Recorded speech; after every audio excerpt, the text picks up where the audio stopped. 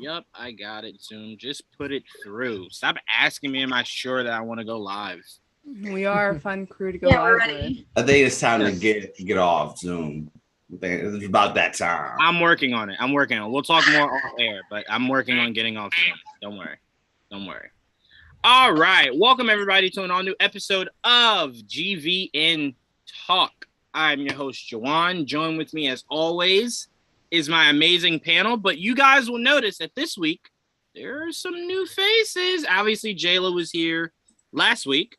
But bringing in for the first time is Sabrina. What's going on, Sabrina? Hi! Thank you so much for having me. Absolutely. So much energy. So much energy. I know, right? I try to be like not too much already, because people are gonna be like, No, bring it on. But to be fair, it's a good positive vibe. So that's always, because AJ always brings it down. So we need something to bring it down. We'll equally each other out. I'm gonna kill that vibe real quick. But I am glad to see that we did not scare Jayla off. Jayla is indeed back. I love it. She hasn't potted with me yet, so we'll see. We'll see how it is. Oh, that is fair. You weren't here last week. It was so peaceful. We had fun. See? So I might have to drop you out at some point. But welcome back, Jayla. Thank you. I'm always happy to be here. Absolutely, and I love seeing the Eye of Agamotto in the back, the two Scream VHSs. Like, it's just a beautiful aesthetic. I love it. A good setup for who I am. Yeah, I feel like that definitely it describes your personality in one picture. I love it. For sure. And of course, as always, Trayvon. What's going on, Trayvon? All right, everybody. Glad to be back. Let's get into the best thing this week, Halo. But yeah, that's all right. Trayvon will always let you know his passion by his backdrop. Always. You never have to guess. And obviously welcoming back Tristan. What's going on, Tristan? Nothing much. I'm glad to be back. Absolutely, man. Glad to have you here. Definitely missed you last week. And all right, I think we introduced everybody. We can just go right into it. Yay! Let's do it. I need no introduction. It's all good. AJ, right. I'm sorry. The reason why you guys will unsubscribe today. AJ, what's going on, AJ? What's up? I'm ready to ruin people's lives over here. No, but all jokes aside, AJ, how was the movie last Friday? It was great. Went to go see two movies. I went to go see X and Jujutsu Kaisen, which were both incredible. Kaisen. So Jujutsu Kaisen was good? Yes. Greatest anime movie ever? Greatest anime movie? No, it's not the greatest anime movie. That for me, that's still Akira or no, I'll stay with Akira. Yeah. Okay. All right. I know I'm gonna get completely destroyed by anime fans, but my favorite is still Bleach. I think it's Into Hell. I think was the animated. I love that movie so much. I really do. But all right, let's get into it. We got a whole bunch of topics today. Let's jump right into, obviously, Trayvon, the best thing to happen this week, and that's clearly the Batman and the Joker scene that was released. I'm still not over it. Yeah, I'll ignore that you went right to Halo. Listen, I'm not saying Halo ain't important, but the Batman is so out and it's still dominating, so it's still got this next month or so, okay? So keep it there. Since you guys love it, let me get out my negative first then. So y'all go ahead and gush over it. Oh no. Why does there have to be a negative? Just to be honest. Sorry. Why does there have to be a negative? He looks awful. Don't care. The Joker looks terrible. It's kind of weird looking. I hate it. No. He gotta look that bad. That's ridiculous. He was drowned in acid. What do you think it would look like? No. That looked. I was like, oh no, what is this? Yeah. Listen, the acting amazing. Acting's amazing. The look, hate it. I don't care. That's how I feel. I got a question for you. Have you ever watched Gotham? I did, yeah. I watched Gotham. Yeah. Okay, so that's exactly what they did in Gotham, because it looked like he actually fell into a pit of acid, and his hair was his hair and his face were disoriented. Yeah, that makes sense. The smile's the birth defect, but the rest of it literally looks like he physically looks like he actually went through acid instead of just like looking white skin and like sexy. Like, no, he looks like shit. But that's the point. I've never heard anybody describe Joker as sexy. Never heard that. I don't know. Jared Leto's Joker was pretty sexy. Oh, I don't know. That's listen. I'm not saying I'm into like homicidal maniacs because I'm not, but like I'm just saying none of them are like looked bad. So I mean, Joker's gonna have something going on if he has someone like Harley like doing everything for him. So just saying. I can't see Harley wanting this Joker. But anyway, go ahead, whatever. But you got to remember, it's not a physical connection. It's a spiritual and mental connection. I don't know. I think his Joker can still get it. I don't know. I think he can still get it. I mean, I also just really love Barry, so like I don't know. Yes, I love him. That's why I was like, what is this? I think he can still get it. What happened? Someone made a good point today. Was like, because a lot of people were saying, oh my god, Harley would never go near that. I don't know, because someone was like, I don't know, do we have like a PG on here? Can we talk about anything? Okay. Someone was like talking about like fetishes. It was like some girl might be into that. You never know. We don't judge. I mean, you never know. Also, like, he was a like murdering maniac, and she still fell in love with him. So clearly, flaws and all. Yeah, he manipulated her. Harley Quinn is like almost every other girl. She's like, oh, I can fix him. That's.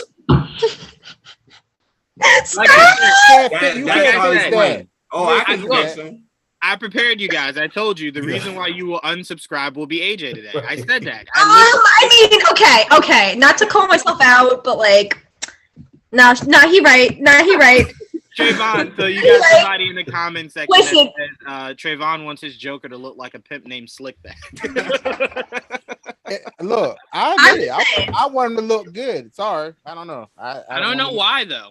Why is that important to you? He looks crazy. I just don't like it. He looks crazy. Time out. It just looks terrible. I don't know why. I agree. It does look bad. Time out. Let me be clear. I'm not arguing whether you like or dislike the look. My argument is, why does he need to look good? Is my question. Yeah. Well, he looks listen. You mean I'm not the Batman fanatic, so y'all have that. Y'all love that. No, stop. Hold on. Stop. Hear me. No, it's not about that. It's not about that. It's like we're just trying to say like it's good that he looks terrifying because it's like I don't know, just a regular guy. I mean, homicidal maniacs, like but like the fact that he's like this scary fucking dude, just like already like, oh shit. Like not only does he look like crazy, but he's also like capable of so much, which is like makes it like oof. I'll say this, Trayvon. I'll say this because it has nothing to do with being a Batman fan at all. But I'll say this: you go Jack Nicholson's look, right? It was the more so all pale white, right? Yeah. Then you go from him to Heath Ledger. Now, people love Heath Ledger's performance. I will never like that. It was just makeup. It was makeup. There was no bad of acting. It was just makeup. To me, well, it's the same thing with Joker for Joaquin Phoenix. Same thing. Right, exactly. So to me, it's like, all right. So and then look, Jared Leto fell in the vat of acid. We got the accurate storyline. Yeah. No one liked the tattoos, right? So then I'll take you a step. I'll even take you. Can you even go back further? Batman '66 with Cesar Romero makeup. Right. He wouldn't even shave off his mustache because they just did the makeup. Like right. So to me, it's like they've done makeup, they've done the all white, they've done the tattoo look. Obviously, Gotham has done so many different looks for their version of Joker. I love it. And then, obviously, if you're Matt Reeves, you go, well, all right, what hasn't been done, right? Yeah. So it's like everything else has been done. Yes, could we have gone for the traditional white with the green hair and him looking just all pale? Yeah, but to him, I believe, I don't want to speak for the man, I believe he said, let's just go different. I mean, hell, look at the batsuit. Look how drastically different that batsuit is than any other batsuit we've ever gotten. Yeah. We talked about that last night. I think the thing is, though, is that so a lot of, like, not to be like that person, but, like, it is definitely, you could see inspiration from two famous Joker comics where he's looked, like, disoriented like that, which is Snyder's Run, when Joker literally cut off his own face like that. You could tell that that's definitely an inspiration, which, like, it's not only that look, but like if you watch the entire movie, it's very like inspired by like Snyder's Run, like with No Man's Land and like Zero Year and everything. It's very like inspired by his runs from back then. So like that definitely makes sense, and I would say it's also like an inspiration from like Arkham Asylum Joker, which is like his thing. Yeah, and like I like Joker looking terrifying. I don't know. Right. But I also don't want to be like, he's not Joker yet, but he's not. So like that's why like he doesn't have hair right now. He like his his face fucked up, his teeth is fucked up. Like he doesn't have makeup on or anything. Like he doesn't really look like traditional Joker. Like if we didn't know, like I think if they didn't have any scene at all at the end, like with Riddler and Joker, like and it was just that scene. I don't know if every general audience would know immediately that's Joker because doesn't look like traditional Joker. So like even the laugh is a work in progress. Like yeah, well, I like the laugh. I like the laugh. I do. I remember when I got leaked, I was like, I don't. And then I watched Killing a Sacred Deer, and then I was like, yeah, no, Barry can play Joker. No, he can. There's a few reasons why I actually really like it. For me, I believe he's taking inspiration from the what inspired the Joker as a character, the man who laughs. Oh yeah. Yeah, Matt Reeves is saying that this Joker has a condition where he just can't stop smiling, and that's why it's all like gross looking on top of falling into acid. I like a really grungy, gross Joker because not only did he like fall into acid, not only does he have this condition where he can't stop smiling, but it adds a certain eeriness to it that I believe works so well with what Reeves is doing. The dynamic, Blake said last night, Blake was talking about the dynamic of a Silence of Lambs kind of thing. And I hope we keep that up. I like that it plays into the relationship of Batman and Joker and how they need each other in a weird way. Yeah.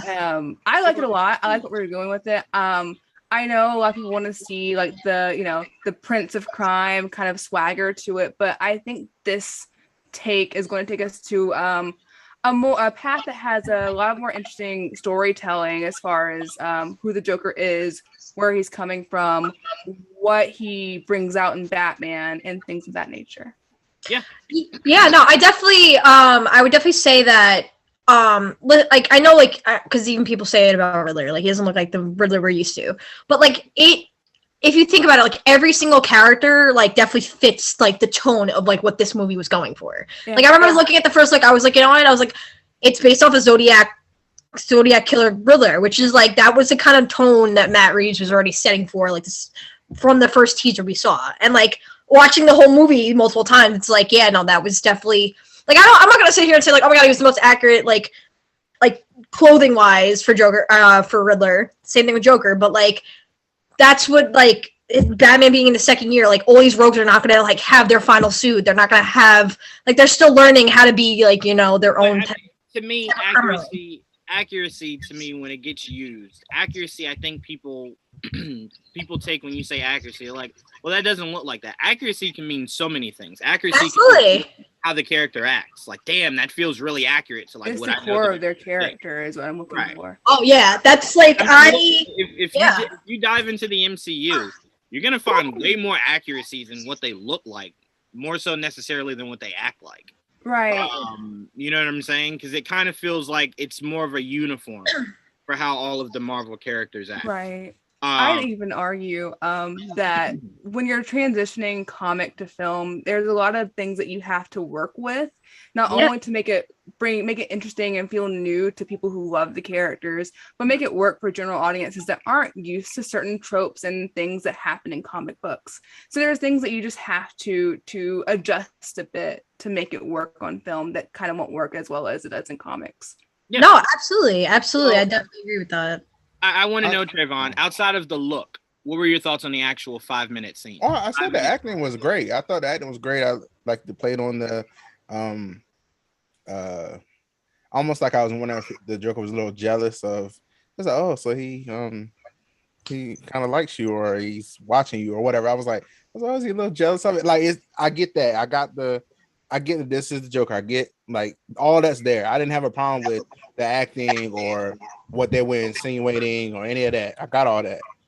I just couldn't get past the look. That was just me.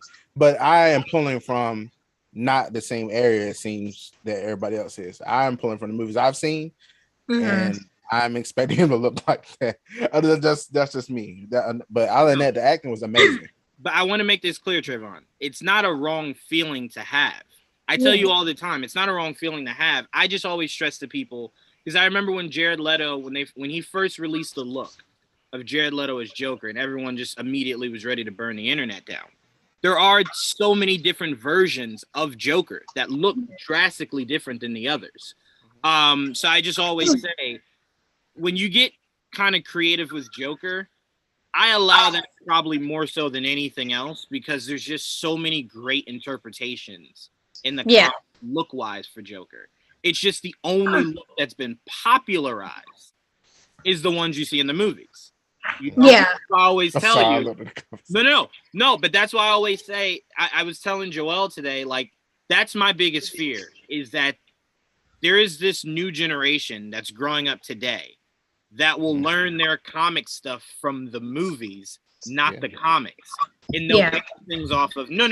I remember when Iron Man did this, and it's like, oh no, like, bless your heart, that was only in the movies. He never did that in the comics. And it's like, comics, I never read that. I only saw the movies. And it's like, oh no, you should probably do both. Like, I mean, like, at the end of the day, like, you don't have to, like, I always tell people, like nobody has to pick up a comic book. Like, I'm just saying, like, they're like, to not just like let yourself be accustomed to like one version, you know, just by like the movie interpretation. Because, like, of course, like, when I like, because I always like talk about like sometimes comic book accuracy with people, because, like, you know, I've like read a lot and like I've watched all the media stuff, so like I've had like a little bit of knowledge from both. And like my brother always talks to me about it, about like how I always talk about like comic book accuracy. And I'm like, I'm not saying I want like a physical like page from the comic ripped up and then like plastered all over the movie. That's not what I'm saying. Because like when they like even when Matt was talking about it, he was doing interviews for this movie, he was just like saying what he was taking inspiration from. So like I didn't expect it to be like exactly like this like ego about exactly like Long Halloween. Like, of course, like there's certain scenes that like was just right out of like that, and like that's how you do it. Not just like take a little bit, like not every movie, like I said, not every movie has to do this, but like that's why this movie is even more special, because Matt knows like not only like physical media, but like he knows like actual source material. Like it told me that like the second he talked about it in fandom, I was like, oh, we're good. I was like, we are set in stone. We are golden with this man. I love him already. And then this movie, I was just like, it literally was like the biggest love ever to Batman. And it's like, it makes me happy because like because I work at a comic book store, so like I hear all the kids all the time because we sell stuff for like the movie, and I was just like, it makes me happy that they're now growing up with like a newer Batman that like. It, like usually these movies like the way they marketed this movie was like very, very smart, because I talked about this to a lot of people about how they made like a comic book set like of like all the movies, all the comics that are inspired from this movie to get kind of people to want to read because they love the movie so much, which is so smart. So like I think, like, I'm not saying every movie has to do that, but I think that's a very, very smart marketing strategy to get general audiences into comics, because like they're gonna.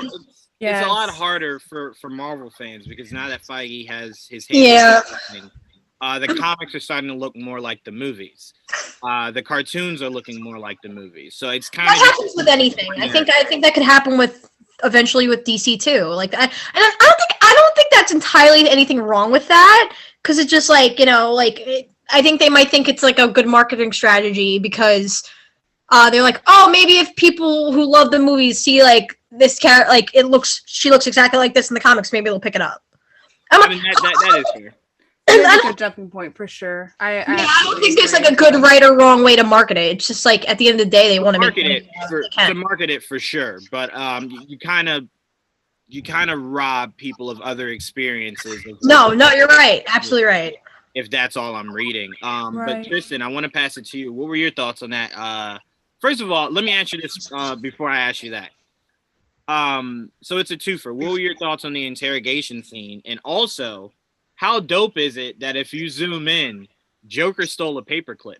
I fully believe that interrogation scene will lead us into the Arkham series. And first of all, can I just say this, Matt Reeves?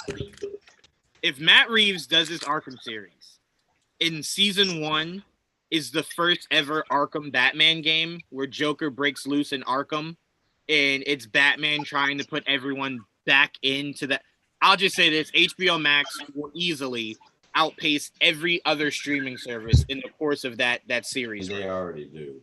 in the course of that one season, they will have undeniable numbers, because comic book fan or not, almost every child has played that first Arkham game, right?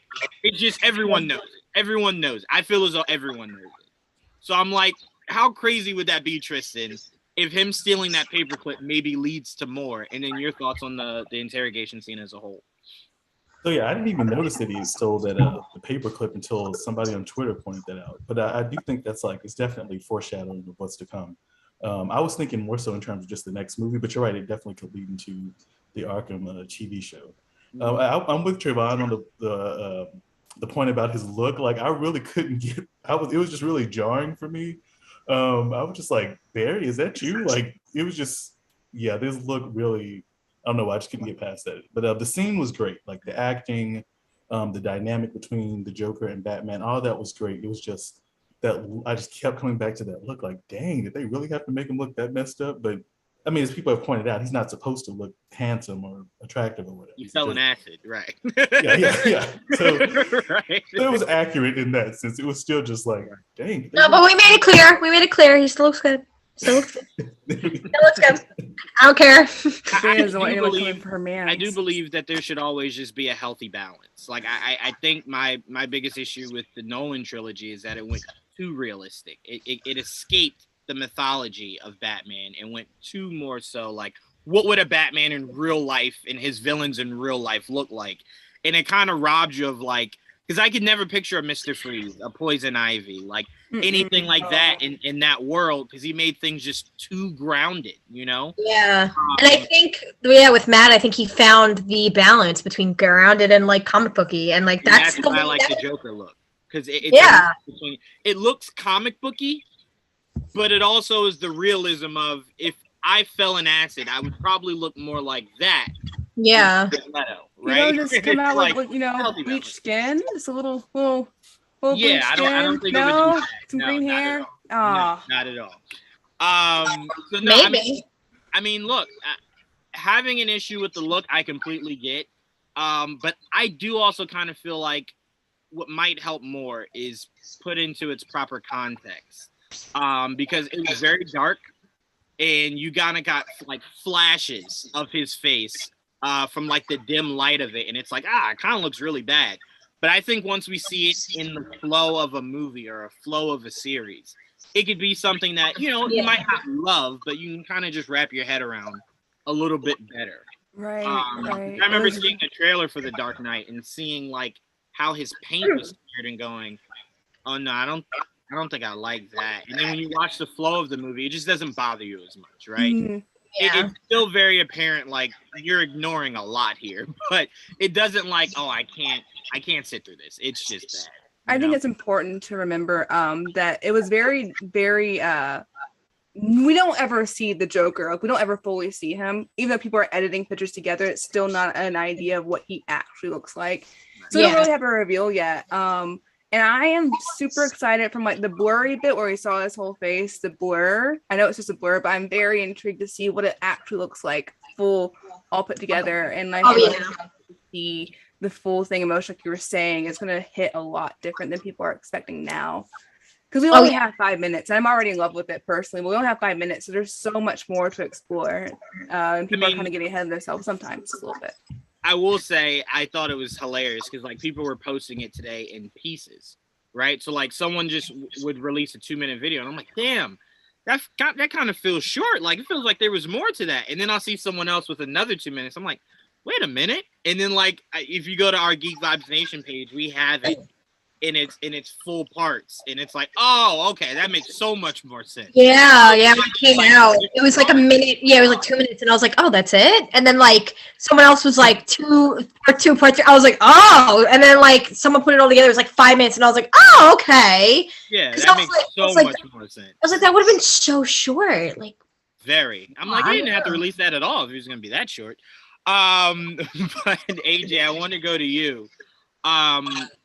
How refreshing was it to see Batman's relationship with Arkham and his relationship with obviously his rogue gallery enough to where, because like you would never picture in really any other interpretation of Batman and Joker's relationship of them being able to do this. But we know this is very comic accurate to the relationship those two had. Like, how refreshing was it to finally see that play out? Obviously not on the big screen, but to see being played out. Honestly, I wish this wasn't shown to the public. If anything, I would have liked it more into the Arkham series, like a flashback to that scene in the Arkham series instead of actually being shown to us as a deleted scene. But that's just me. But even after that, I like the look of the Joker. I like how what's the word? How nasty he looks. I'm a little bit with Trayvon. He does not look good, which is what he's supposed to go for, what it was supposed to go for, which makes sense for the context of the Batman. He wanted to be grounded. This is something that will be grounded for the Joker. It makes more sense that way. But overall, I really do like his look. And just to see everything just play out within that scene, I actually did enjoy. Like you said, Juwan, their chemistry, you can actually tell that they've had a past within that scene, which I really did like. And I want to see more of that. Now I wish we got a year 1 Batman instead of year 2 for some reason, which is just me, because I love the Joker. And I've seen so many people say, oh, I don't want the Joker anymore. He's played out and all that. But once you get the Joker in the film, everybody will be excited regardless. It's like the Batman. It's like exactly. AJ, you were here when people were saying they were having fatigue of Batman. And then right after the Batman dropped, I kind of love that movie. It's like, bro, we already knew you were going to say it. Like, we knew. No one truly has fatigue of Batman. It feels like it. Yeah, like, man, why do I always feel like I see Batman all the time? Until you see it, and then it's just like, I did kind of miss, like, Batman a little bit. Also, I feel like with the comic book accuracy thing, that's too broad of a thing to say, because there's different iterations of each character. You have the Silver Age, Golden Age, all of that, which is like a different Batman, a different Superman, a different Robin. For me, it's just too broad of a statement to say that you want something that's comic book accurate, if that makes sense. Because it depends. Because, like, if you left the Nolan trilogy and then was like, yo, I kind of feel like that wasn't really accurate to anything, I believe you'd be right. And that's why I'm like, to see this is like, and you know what? Let's open it up more. To be comic book accurate just means you have to hit something from a comic book. Or it doesn't have to be like, it feels like Batman, like in like the way Batman is in stories. Like, it doesn't have to be specific. Like, not only is it inspired by certain Batman stories, but like, just like every, like, to me, like watching it multiple times, it's like, I don't know, it's just like the way he walks, like the way he just like acts. Just like I was like, that's Batman. Like that's like the way he towers. Like I don't know. It's just like the little details, like the way he towers over everyone. Like the way everyone's like, oh, like at the crime scene. Like that was like perfect. Yep. That was literally how I picture Batman. Like I was like, oh my god. Even if that is still true in the comics, there's still different iterations where the vibe of Batman is way different from present day comic book Batman. Yeah. If that makes sense. Yeah. So if you're going to say comic book accurate, then at least describe which Batman that you wanted it to be comic book accurate. But sometimes, like Sabrina said, sometimes it's not even like a specific comic. Like Civil War, right? There was a lot of accuracy points in that movie, but clearly it couldn't be as accurate as it wanted to be. Hell, Infinity War. If you read Infinity Saga, it's nothing. They don't match up at all. But there are parts of it. Like, I'll be honest with you, probably the only thing about Infinity Saga that Infinity War actually touched on is the children of Thanos. That's really it. Outside of that, it was very much an original story. Yeah, it was like, well, I would say like Infinity War is like Infinity Saga and like Infinity Gauntlet into one. It's inspired heavily, but like if you read the book and then rewatch Infinity, it's nothing like it. It's the same thing. I've talked to somebody. It's the same thing with Thor Ragnarok. Mm-hmm. Oh well, see the atmosphere of that specific comic is there. The atmosphere is there. It's just that it's not point by point what it is in the comics, which is something that I really enjoy. I like that the way they built the accuracy of the certain atmosphere of these comics into movies. Like we don't get like a specific storyline within the movie. We get multiple storylines within that one movie, which is something that I really do enjoy. And it's something that helps refresh what we've read or what some people have heard of what's happening in that comic book storyline. And it just gives a fresh take to it, which is something that I like. That's fair. All right, I want to go to some of these comments that we got here. We got a lot. Thank you guys for commenting. Let's see what we got. I'll start with you, Trayvon. Which Joker is your favorite? Heath Ledger. Okay. Tristan, which Joker is your favorite? Same, Heath Ledger. Jayla, what Joker is your favorite? Is it live action or can I say anyone? I'll open it up. You can say anyone. Mark Hamill. Okay. Sabrina?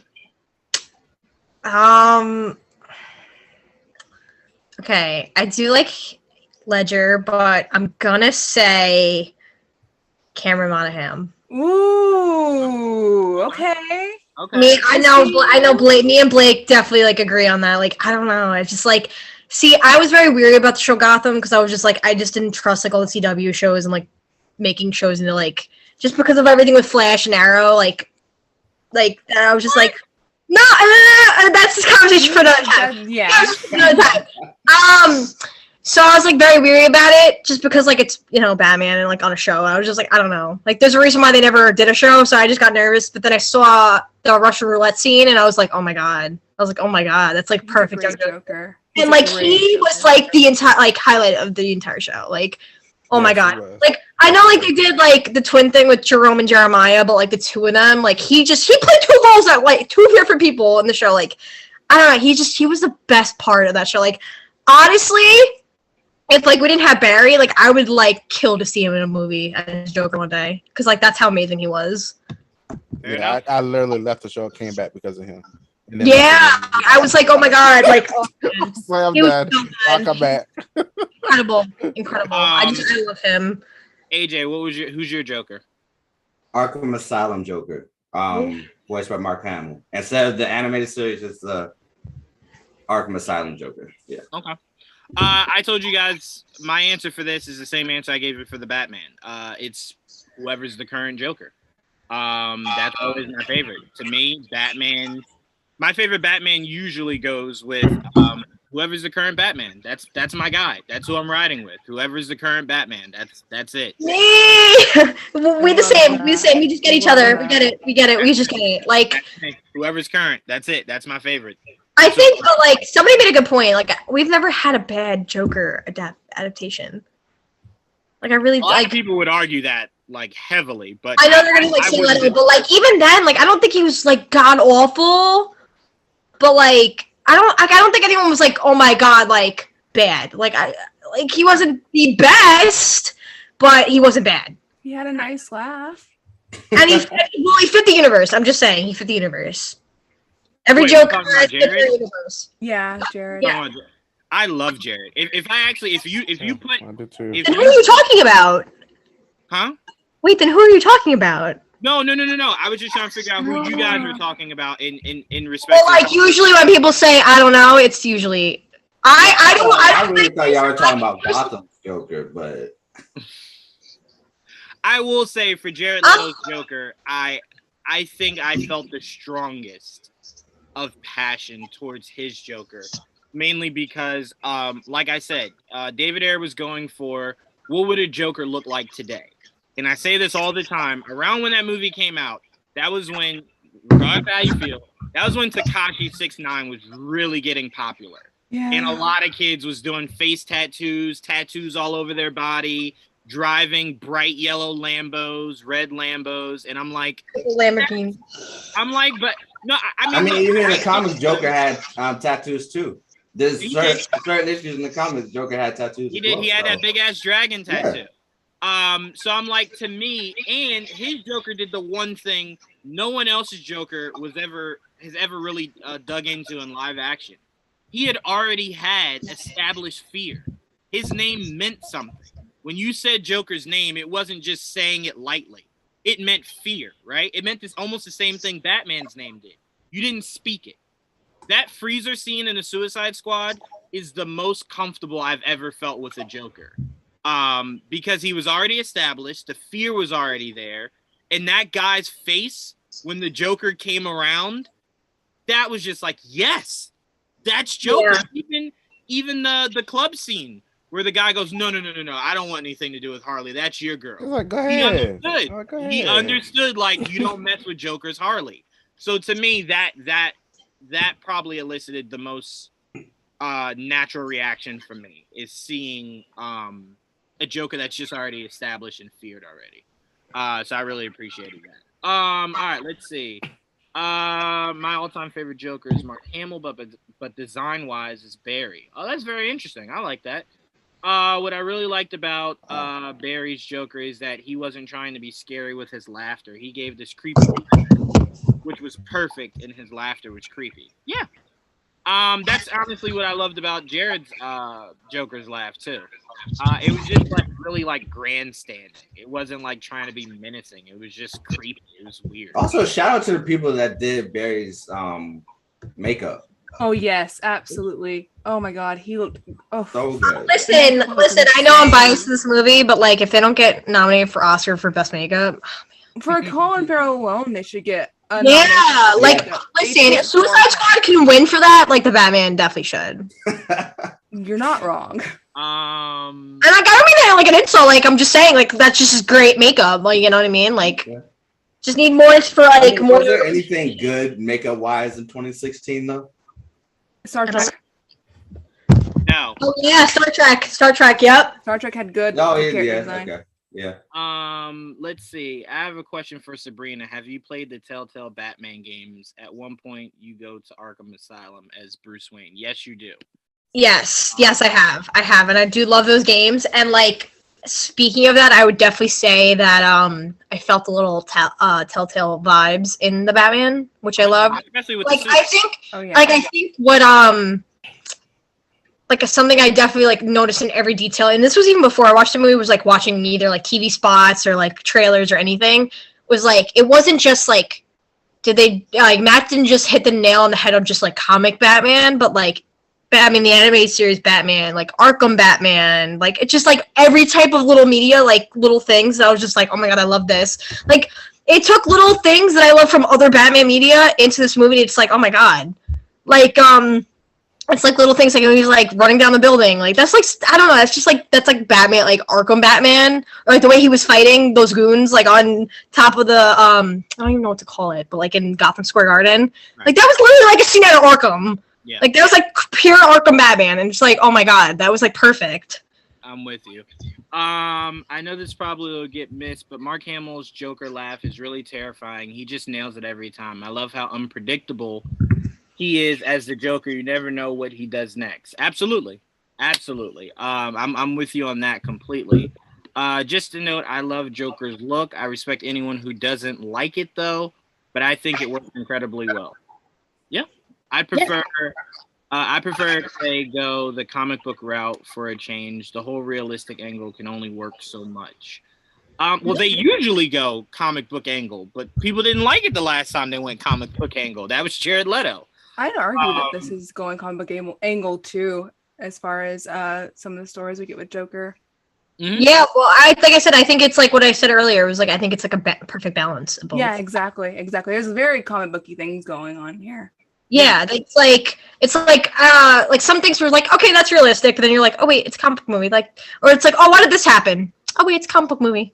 Like, yeah. It's like I could laugh about it now, but like one of my favorite things about this Batman is like you saw like because I remember seeing in like a TV spot when Batman was getting shot at, when you see him when you realize it's Penguin shooting at him, like everyone's like you see him like deflect the bullets, and everyone's like, oh, the cowl is bulletproof, but then you see him like on the ground, So it's like, yeah, he took some fire, he was able to deflect some of it, but like it still affected him. Or the same thing when he went gliding and he freaking ate shit, literally. Like that was perfect because it's like that Batman's still learning what he's doing. It's a beautiful balance. It really is. Oh, and it makes it accessible to mainstream audiences as well as comic book lovers.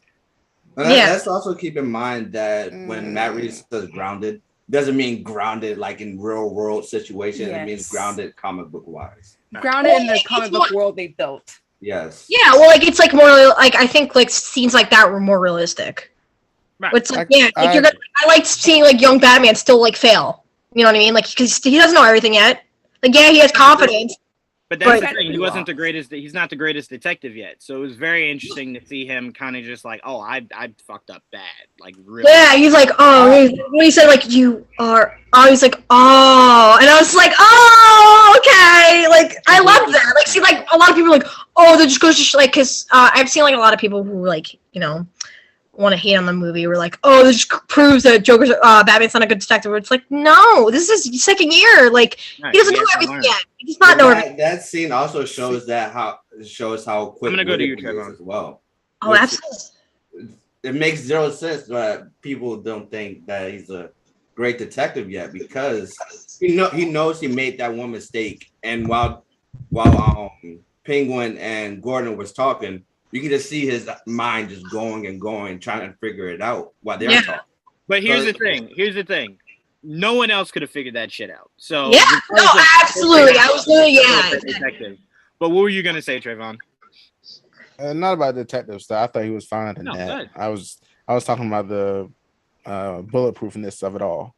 Yes, at some points he did fall, but I can't get over that part where he got shot close range, like blasted like multiple times right here, and he was fine. Or when he got blew back. You keep saying that he wasn't. His face wasn't messed up. He was not okay. He wasn't fine. He was still fighting. He wasn't fine.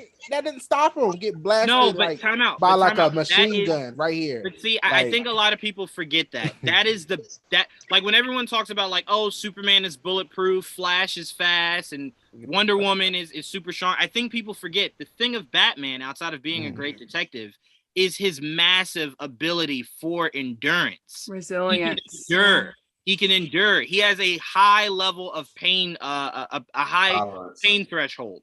So for him, again, but when he got shot, that's the equivalent of being shot with a bulletproof vest. The shit hurts. It won't kill you, but it hurts like a mother. And you saw him when he pulled himself back up and he's just laying there like, fuck, this hurts so much, but I got to get back up. That's the whole thing of Batman. And why he also did have a little help as well with the adrenaline. 100%. 100%. So to me, it wasn't like he didn't get shot and it was just like, well, all right. He was like, let me pick like, no, you saw him just like, oh my God, that shit hurt. Like, I just got shot in the chest.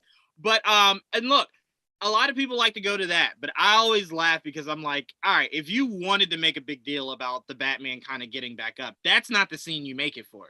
The scene you make it for is him getting shot close up in the iceberg lounge. When he's literally getting shot and walking into the guns as he's getting shot.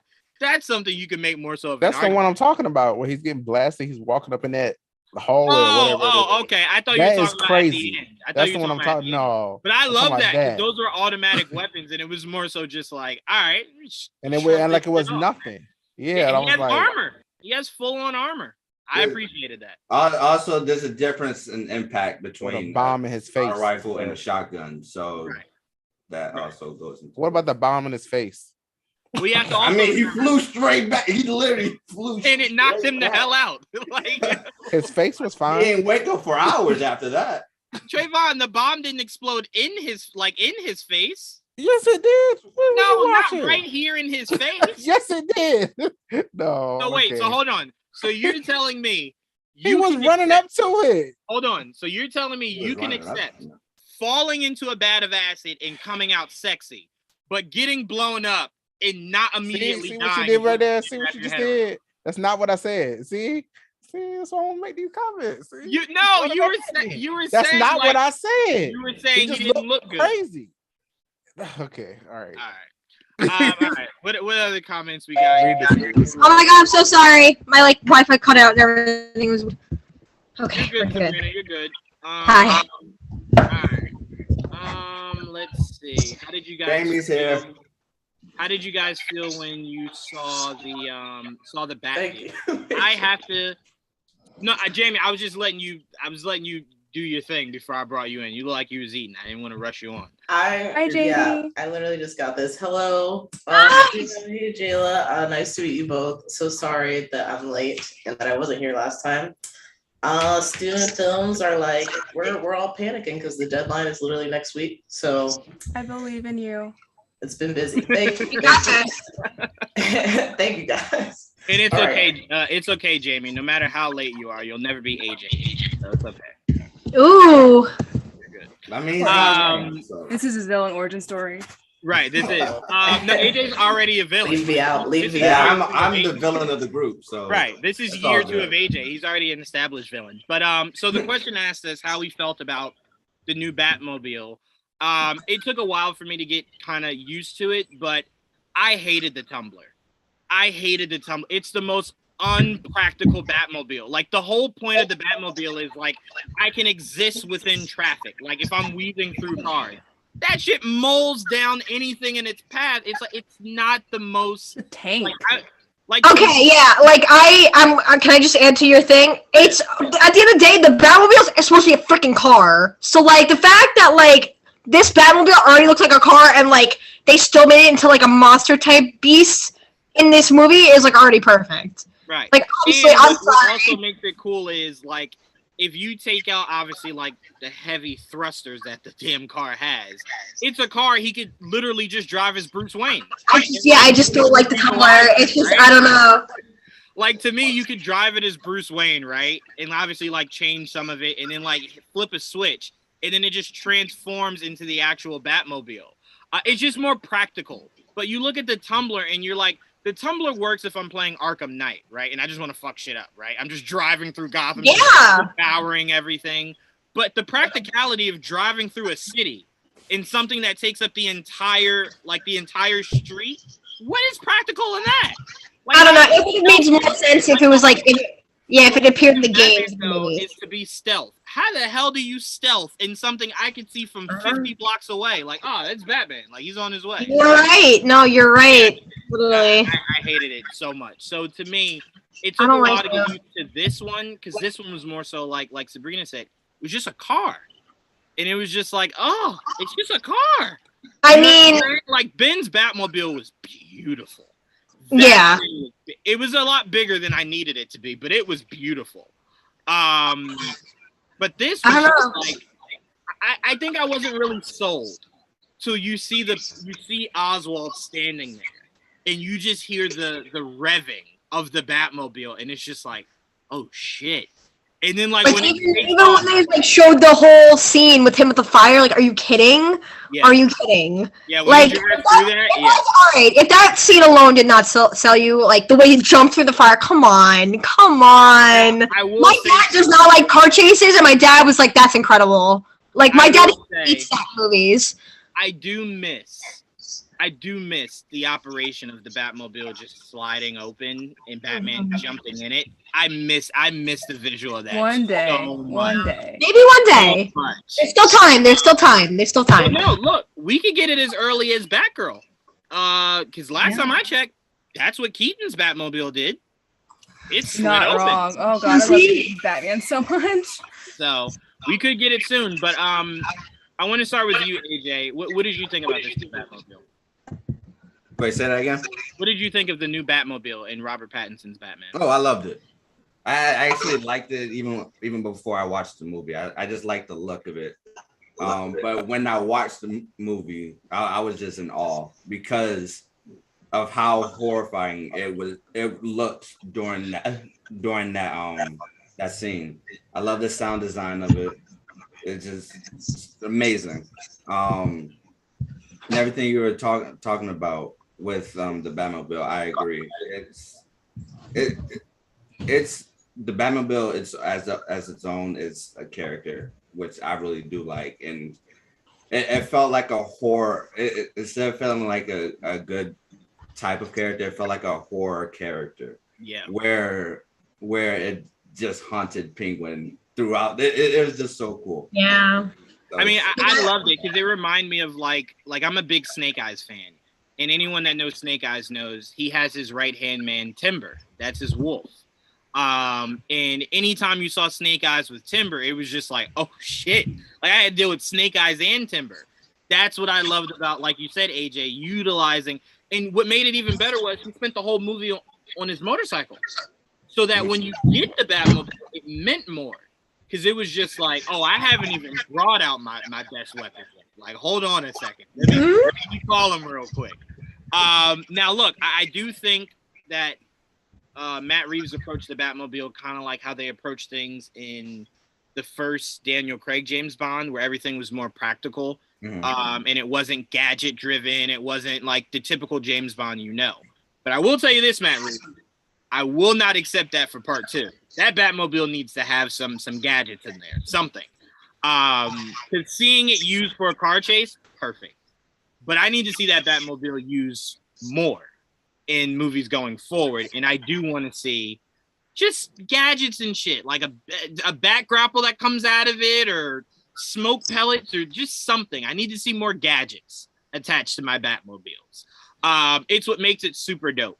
Look, Trayvon, I know I don't ever give you credit for Batman and Robin, but the one scene where they leave the Batmobile and the people are standing over it and it kind of just locks itself, that's really freaking dope. Like, that felt awesome.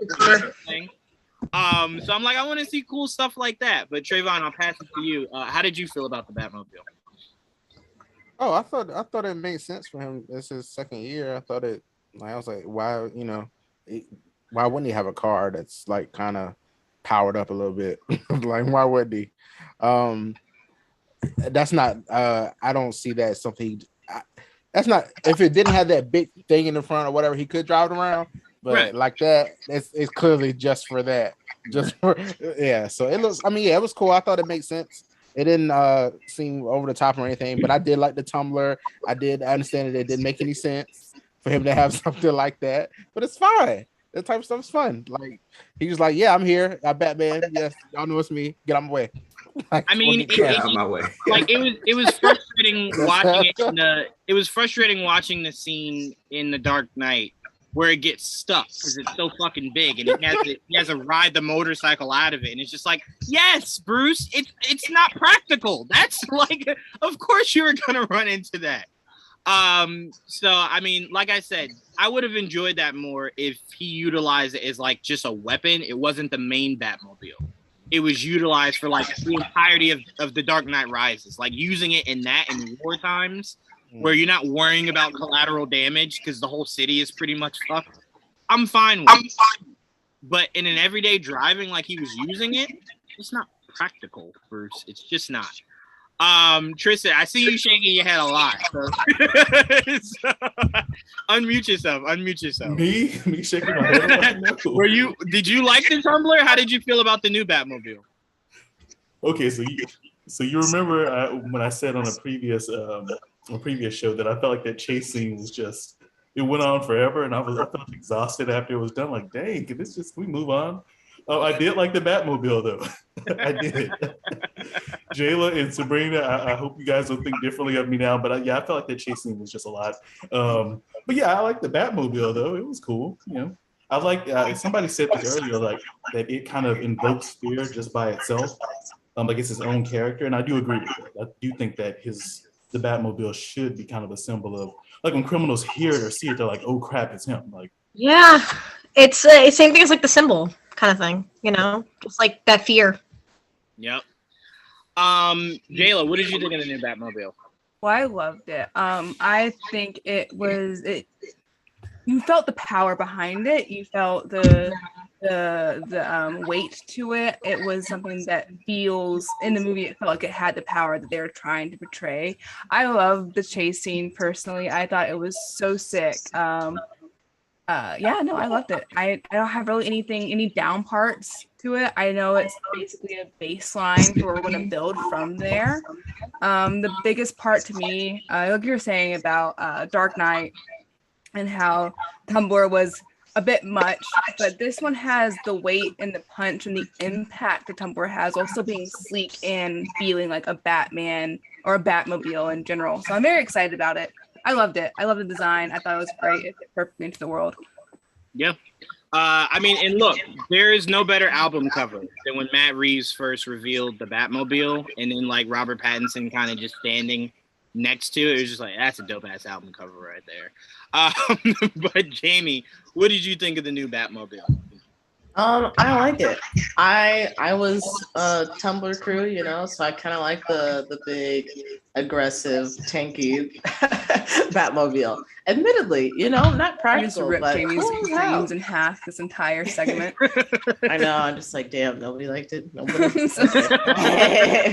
But I also do like the design of the new Batmobile. I was kind of at first I was a little bit underwhelmed. I'm like, oh, this looks like a muscle car, but I think after like actually experiencing, like watching what it does in the movie and getting like to hear just the crazy sounds like the engine I like it. I like it. Yeah, and like I said, I just think the Tumblr would have been better utilized more as a wartime weapon. Yeah. Oh, for sure. Like something he could have, like that was his wild card against Bane, and it's like, oh shit, like what am I gonna do against that? But it's just like an everyday Batmobile. It's like that's a lot. That's a lot. Sabrina, what were your thoughts on this new Batmobile? Okay, so it actually so I'm trying to think like how to word this. Okay, so before this movie, my favorite Batmobile of all time was Batman 66. Because like not only is it iconic, but like it's just like I don't know, like that kind of gave like the Batmobile like that iconic like thing about it where it's like, oh, every Batman after that had to have like a an iconic Batmobile with its like portrayal. So like that one was always like as much as like I like all the gadgets and everything, which is like the Tumblr and Ben Affleck's one. But like I don't know, I think with this one it made me feel like it was going back to its roots of like how with 66, where it's like, yeah, it's like a muscle car, and like I understand like someone like Batman like not just using like a regular car, but the way that they made this car like like a regular car into like this monster beast kind of thing in that car chase scene, it's like it was already perfect. Like I don't know, it's just I like that they had something to do with this Batmobile. Like it got its own scene. Like it actually did something in the movie. You know what I mean? Like he used it as a weapon. And I'm not even just saying like because of the gadgets and stuff like that. Like that alone was like that fear. Like him just going through the fire like that, like that's like an oh shit like moment where it's like, okay, that's the fear that every criminal, it's like same thing when he revved up the engine. I was just like, oh shit. Like it was like not only was it the sound design that made it better, like it was that anticipation, like you knew something was gonna happen. Like I remember seeing like the scene for the first time, just like him walking through the fire, I was like, holy shit. Like not only is it like with the coolest freaking thing, oh my god. Yeah. And like but now hearing like the music with it, like oh my god. By the way, Michael Giacchino, if I haven't said this enough, the sound is, oh my god, I love this. On Earth, because how he made the sound go from Batman's theme to like this very fast pace. Certain scenes when the score, oh man, the score blaring through during some scenes, oh my god, it was so perfect. Shout out to Michael for that. All right, so let's move on from Batman because we can stay here forever. I want to get into for Trayvon. I want to get into Halo. I want to go right to Halo. Where's Trayvon? There he is. Okay, there we go. You're muted, Trayvon. I'm back. Okay. There you go. You got it as your background. You said it was the best thing to happen this week. That was bold. But what were your thoughts, Trayvon, on the series premiere of Halo? I thought it was the perfect, it took so many aspects from the game that they were able to adapt that I was really impressed by from the first 10 minutes for me. Like even the first, just the shield, like you could hear the shield losing the shield power, then he charges back up, him picking up him throwing down a weapon, I was like, this so stylized the way he throw it down, picking that one up, gotta hand it to him. It's just a lot of things I was just watching. I was like, oh my god, like from the way they were using the energy swords, it was just so. It's a we're playing as a game, but it looks so brutal. Like the way they were killing them was like crazy to me. I was like, they're disintegrating them. Like it's not even like this is not your kids. Like this ain't for your kids. I feel like almost like this is really great. The way they were killing them was really like shocking to me. Honestly, I was like, oh, they're blowing body parts off. Like wait a minute. I was like, okay. Like, I loved it. I thought it was great. I'm loving him kind of betraying, like him not going with what they want him to do. He's kind of like deciding what he wants to do on his own from touching whatever that rock thing is. I'm not gonna say I'm the person that knows all mythology of Halo. I've played mostly like just battling against friends and stuff like that. I'm not the campaign person, so I don't know how accurate that part is. But I like the sci-fi-ness of the show in general. I was excited for Pablo Schreiber anyway. So to see him, I know people are mad he took the mask off, but look, I was like, of course they're gonna show him. Duh. Like I just knew they were gonna do it. So I wasn't surprised at all. I will say, Trayvon, to speak to your accuracy point, like I said before, accuracy means a lot of different things. So if you felt the accuracy of when you played it, it doesn't matter the campaign story; it lived up to it. So if you got that feeling, then I'm glad you got that feeling.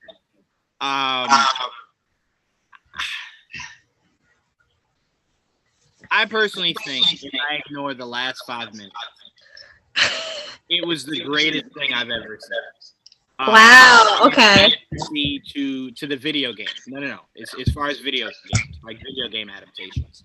Wow. It was the greatest I've ever seen, even better than Sonic, and I hold Sonic very high. Wow. Just seeing something as simple as like, all right, first of all, I'm a sucker. I don't play first-person shooters, but I am a sucker. I'm viewing it from the HUD, from their eyes. So as you see him fighting, and then he kind of like zooms out, and you can kind of see it like from his eyes. He's looking. And then the one scene, Trayvon, that had me at like 8 a.m. just going bananas is when he throws his gun down and then looks at the ground and then goes and picks up like another gun. It felt so good. The monsters look great. Spartans look freaking awesome. And I love the creed that the Spartans have, to where she's just like, hey, if they fuck with him, you kill to defend him. And it's just like, all right, bet, sure. And I think the main reason, Trayvon, why I don't like the removal of the helmet, outside of the fact that it just shouldn't happen. If Snake Eyes the movie never happened, I think I wouldn't have such a strong visceral hate for just ignoring the fact that they shouldn't remove the helmets. Looking at Snake Eyes and going, there was a reason he never removed it. There's a reason why you don't really know what he looks like. So for me, it bothered me. But like I said, outside of the last 5 minutes, and me knowing that the next episode will start with him not having him on, it was fucking epic, man. It felt like the game in every facet. It did. I won't lie there. I told you, Trayvon, I was going to be fair about it. It was beautiful. It was epic. It was big game feel. But then once he did I said, oh, fuck. In the first episode, you're not even going to let me get some time? I just know not how people didn't like see it coming. Like, come on, like he's taking it off. No, we all knew. Look, when they casted Henry Golding, I wasn't shocked that we were going to see his face. I was just shocked that you did an entire movie with me seeing his face. You didn't even do like, all right, so like we're gonna do an origin, the first 25 minutes, the face, and then the accident happens. He's in Snake Eyes armor the entirety of the movie, right? No. And then he's talking, and I see his face. It's just like, all right, you're doubling down on everything I hate. But for Master Chief, it's just his voice sounded great. Yeah. I want to give Pablo Schreiber a lot of credit for that. His voice was great. But again, just seeing his face is just like what? No. You're doing it wrong. But again, it wasn't, seeing his face didn't take me out of it enough for me to say like this was bad. This was the worst thing I've ever seen. How dare you? No, I appreciated everything I got. It's just frustrating of like, just why not keep the helmet on, get the actual voice actor from the games to voice act, and then boom, there you go. Everyone's happy. We're all good. You don't need a name to sell Halo. It's fucking Halo. Like, you know what I'm saying? Like, if you wanted to make a video game adaptation of Paperboy back from Game Boy, that's when you're like, oh, I need to get a face for this. Who the fuck knows Paperboy? I get it. But Halo? Come on. Who do you think doesn't know that? Even the that's also what bothered me, Trayvon. How the fuck do you not give us the Halo theme as an actual theme song for the show? What the fuck is that? What was that? They're actually in like a what's his name? Marty McDonald is actually in a legal dispute with Microsoft about the licensing rights to his music because they were using his music and not paying him his royalties. And so there's actually a rumor that the show is going to get delayed because of that. But as we can see, it did not. So I guess well, it did kind of. Time out. You know what's weird though, Jamie? The promo for the show, like Paramount Plus had a promo where it was bringing all their shows together, and then like they're sitting around a campfire, then you hear the Halo theme, and they're like, "What the hell is that?" And they're like, "Oh, that's Master Chief." That's kind of where it started. He was like, "Now, this is the last straw, damn it! Where's my money?" You know what? And look, I'll be fair as I pass it to you, Jamie. I'll be fair. Sonic the movie didn't have the theme song in there that we know from the original games. It didn't, and it didn't take away from it. But also, it's a movie in the sense of I don't really need that anywhere outside of like the store somewhere, right? Like playing in the background or something like that. But for a series, that should be your intro. Sonic also has the advantage to where like there are so many games with so many different styles of music in it, to where like there is like an iconic theme, but there's so many options to pick from that the fans will be happy just hearing like a selection from a few of their favorite games. So yeah. So what did you think, Jamie? Did you check it out yet? I watched it. When did I watch it? Was that earlier today? I have no idea. Everything's a blur. I watched it recently. I don't know. I thought that the CGI was really good. I thought that the designs for the Covenant were really good. Master Chief's armor is good. All the Spartans are great. I was really impressed by that.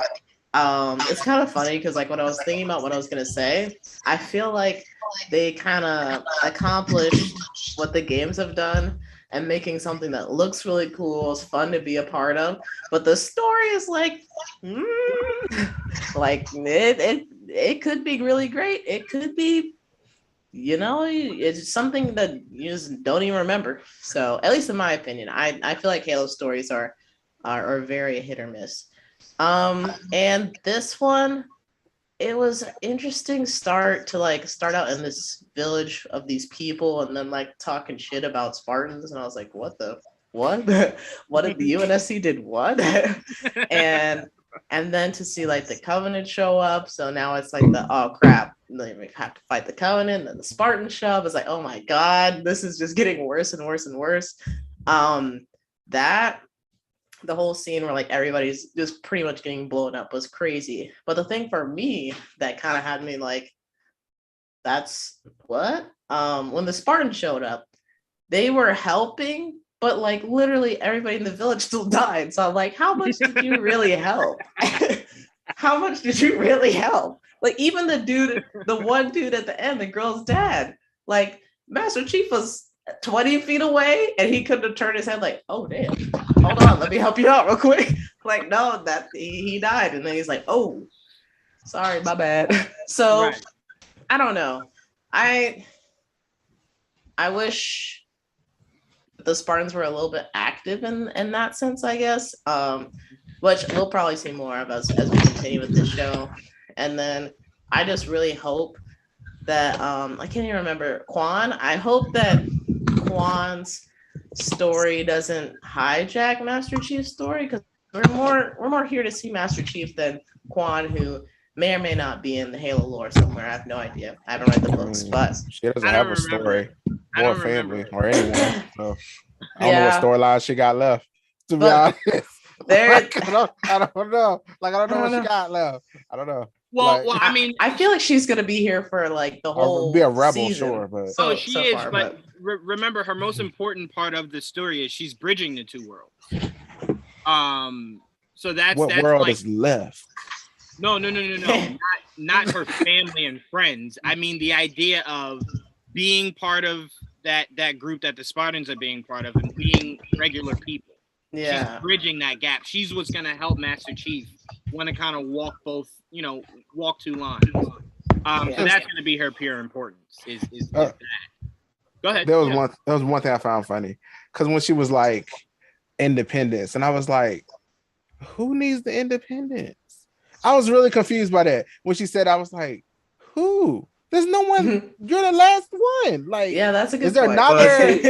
That was only a faction. It's not the. Was it? Right. That's not all of civilization. Right. That's not all of civilization. That was just. I guess. It looked like was she trying to represent her village, which is now gone, or like her whole like home world? Planet? It was to represent her own world. Okay, so she's trying to do two things. She's trying to do two things. Her dad had always wanted a world where they were separate, right? Mm-hmm. They were separate. But also she's saying she wants to do that in vein of her dad, but she also is realizing, if I don't do this for all people, like Jamie said, you're supposed to help. You came down and murdered everything, yes, to be fair, but just sat by as everybody part of this planet died. Yeah. So it's like, well, who did you really help? Me, yes, but everyone else died. So it's like, well, no, not really. You didn't really do it. You're supposed. That's like the Avengers showing up, and it's just like, well, technically, you only stopped the monster. Everyone here died. Like, I guess it does kind of make sense when you think about the fact that like Master Chief and the other Spartans were sent to kill like some of those rebels. So like the fact that they didn't really save that many rebels also probably isn't weighing too much on their heads. But I think it's interesting where they're going with the spin that like Master Chief was kind of more robotic and didn't really, like the mission is the mission. I'm just gonna execute it and be done. And now he's kind of getting more human. He's getting more feelings, or feeling more sympathetic towards these people, and realizing that like maybe the war isn't with them, and we have to be focusing on the Covenant. Let's see, what else do I think? I think my last big point. The helmet, man. The helmet. I was like, surely not in the first episode. Surely not in the first. It's about to be a toy. And then like, I'm sure. I mean, They don't even have to make new toys. They already got Master Chief stuff out there. Right. But they're definitely not putting out a toy with his face. I'll tell you that much. But he took off. I mean, they may double down on no. There might be a pop coming. They may double down on the and I'm gonna buy it. Don't do it. Don't Funko Pop. Listen, I am an investor in your company. I have lots of freaking Funko Pops. I would be disappointed if you did that. But I will buy it. Don't listen to him. Don't listen to him.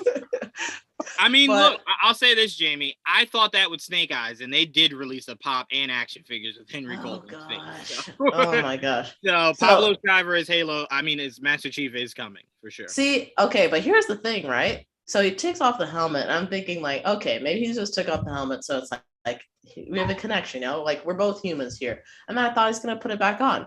I did too. Up the helmet. I don't need that anymore. He doesn't. I was like, where was it? I was like, where is it? What are we doing here? Now, what are we doing? To your point, Jamie, I'm with you. I really thought, no way you do it in the first episode. You give us time, right? Yeah. First episode they do it. But also, I want to give a huge shout out to Mr. E, who's always here in the comment section. Mr. E said the same thing that I've been saying through the announcement of the casting of this show. Mr. E goes, remember when Carl Urban removed his helmet a lot in Dread? No, of course not, because he understood it was part of the mystique for the character for Master Chief. Now, I'll say this. I won't blame Pablo Schreiber for the decision. But I will say, and again, if you're making this show, you just have to understand some of these things. You know what I'm saying? Like when they did the Uncharted movie, it's something small, but Nathan Drake having the gun belt meant so much for me, right? And it's like, you didn't have to do that. You easily could have said, you know what? No, they had to do about the game. I don't. But that's what I'm saying for Master Chief. Keep that fucking helmet on. You could just have Pablo Schreiber talk, and we know it's Pablo Schreiber. Like, all right, I have a question for you all. Y'all gonna hate me for this. We know with Mandalorian, there's a thematic element. There's a thematic element to the reason why he doesn't take off his helmet. And what was the other? There was Mandalorian. It was something else. I can't remember. But is there an actual thematic element to the reason why Master Chief didn't take his helmet off?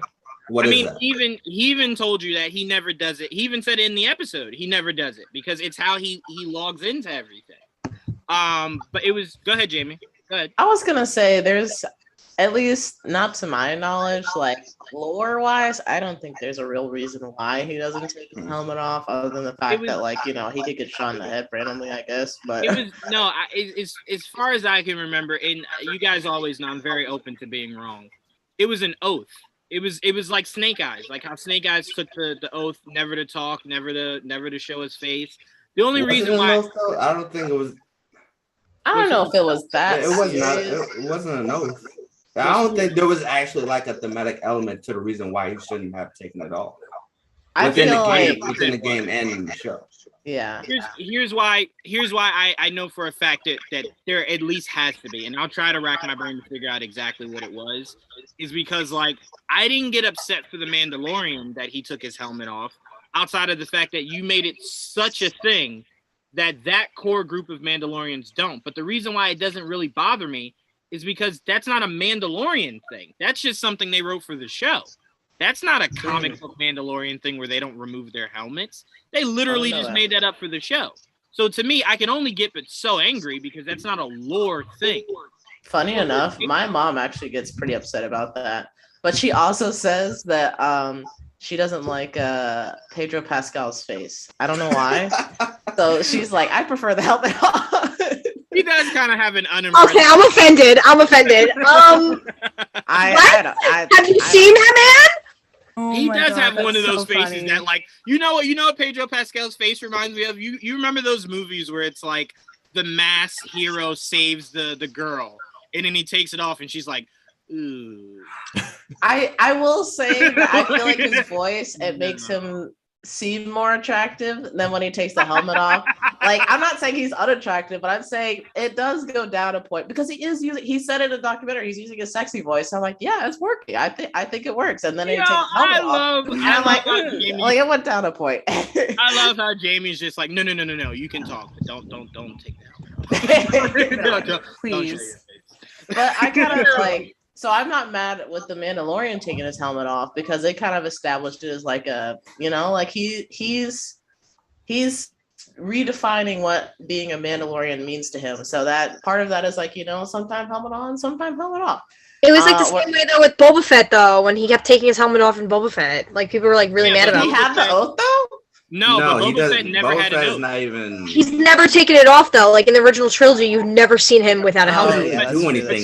He only didn't take it off in the original trilogy because remember, he was never made to being a Mandalorian, a main character. He was meant to be. So originally, when George Lucas made the character, he was trying to make like an army of clone troopers, not clone troopers, of Boba Fett. Jango Fett. No, Jango Fett. I mean. Hold on, what were the troops called? Stormtroopers. He was trying to make an army of stormtroopers that looked like the design of Boba Fett. But when it got popularized... You mean clone troopers? Yes, that's... No.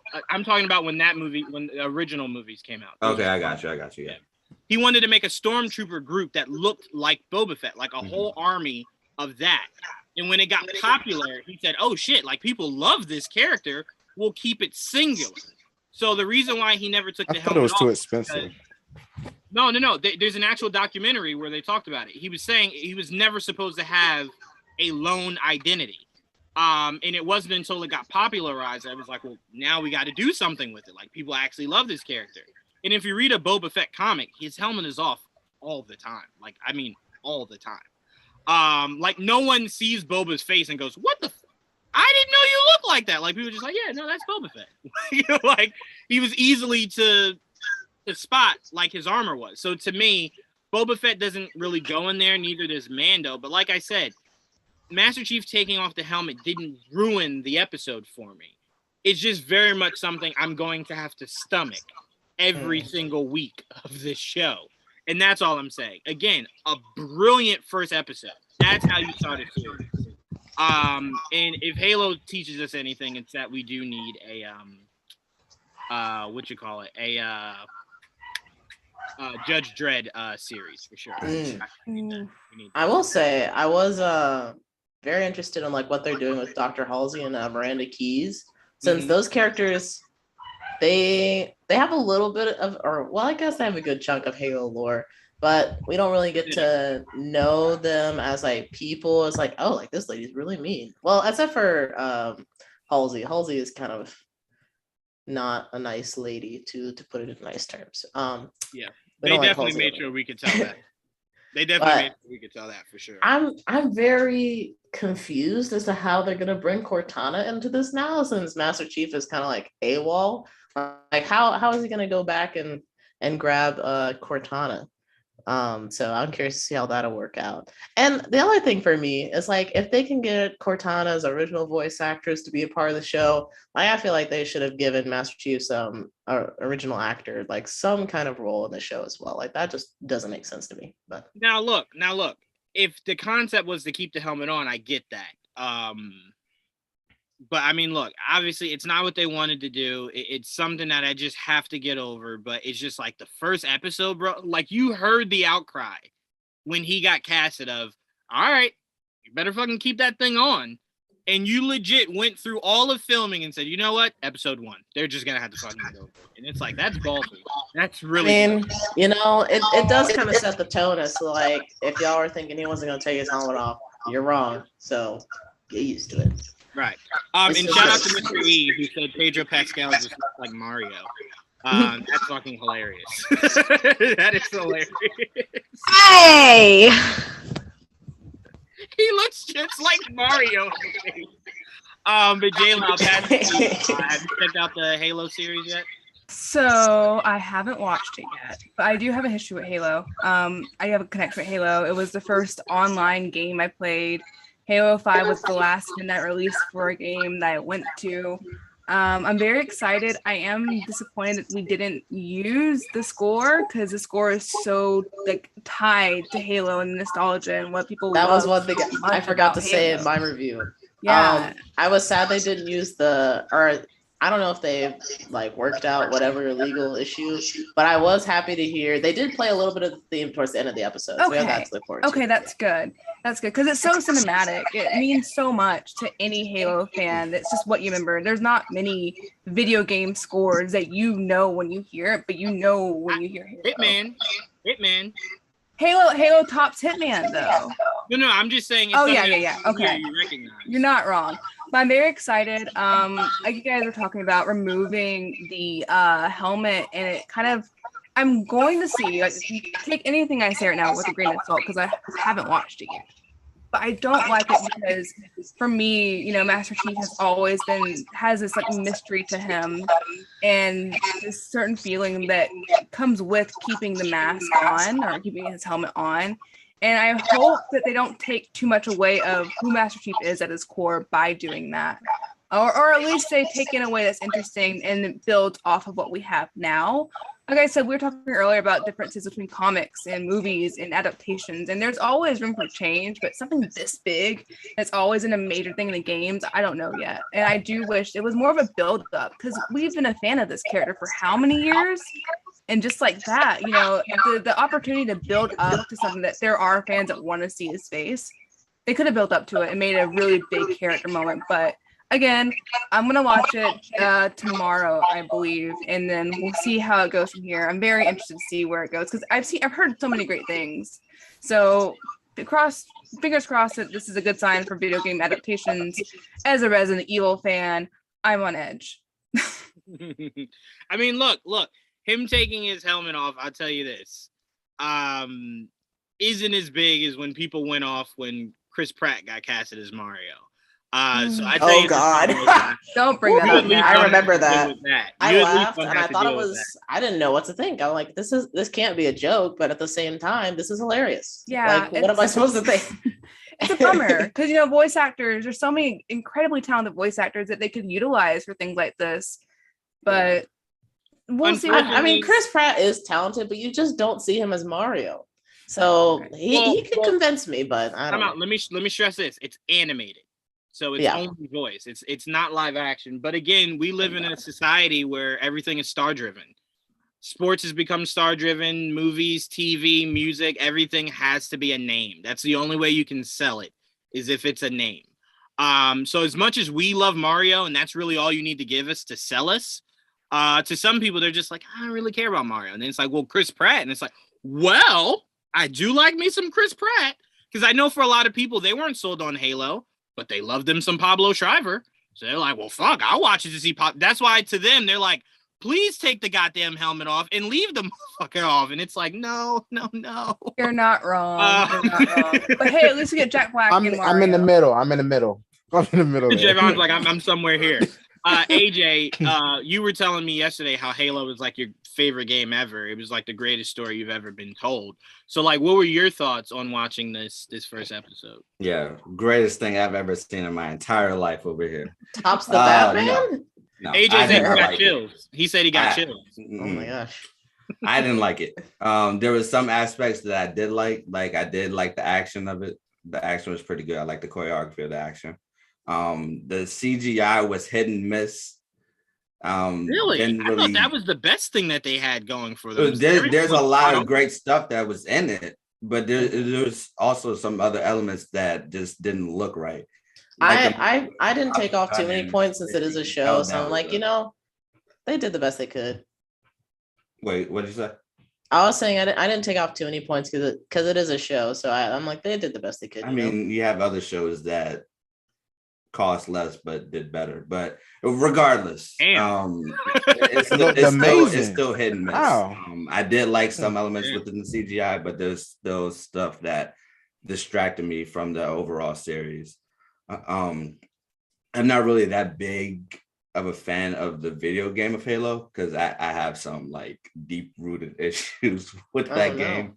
So I know what it is because you always got beat in Halo, didn't you? Exactly. That's exactly what it was. Yeah, I knew it. Anyone who says that, don't let them lie to you. They were not good at Halo and multiplayer. Yeah, I was terrible. I ain't gonna lie, I was terrible. Listen, but AJ, we gotta play sometime. I'm not that great either, but we'll have a good time. I don't got an Xbox anymore. I got rid of it. Dang. Anyway, let me finish. Sore loser. I do like the lore. I do like the lore of Halo. Does it need to be like partially in the series? No. I like that it's going somewhere new. Which is nice to see. But overall, I'm going to see the next episode to see how I like truly feel about it. But right now, I'm not that big of a fan of the show. That's fair.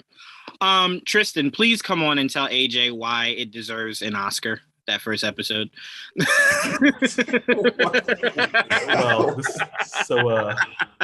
So this is gonna be awkward because I've never played a Halo game. I'm not familiar with the lore. I haven't watched the show. So you haven't watched the show? Oh, okay.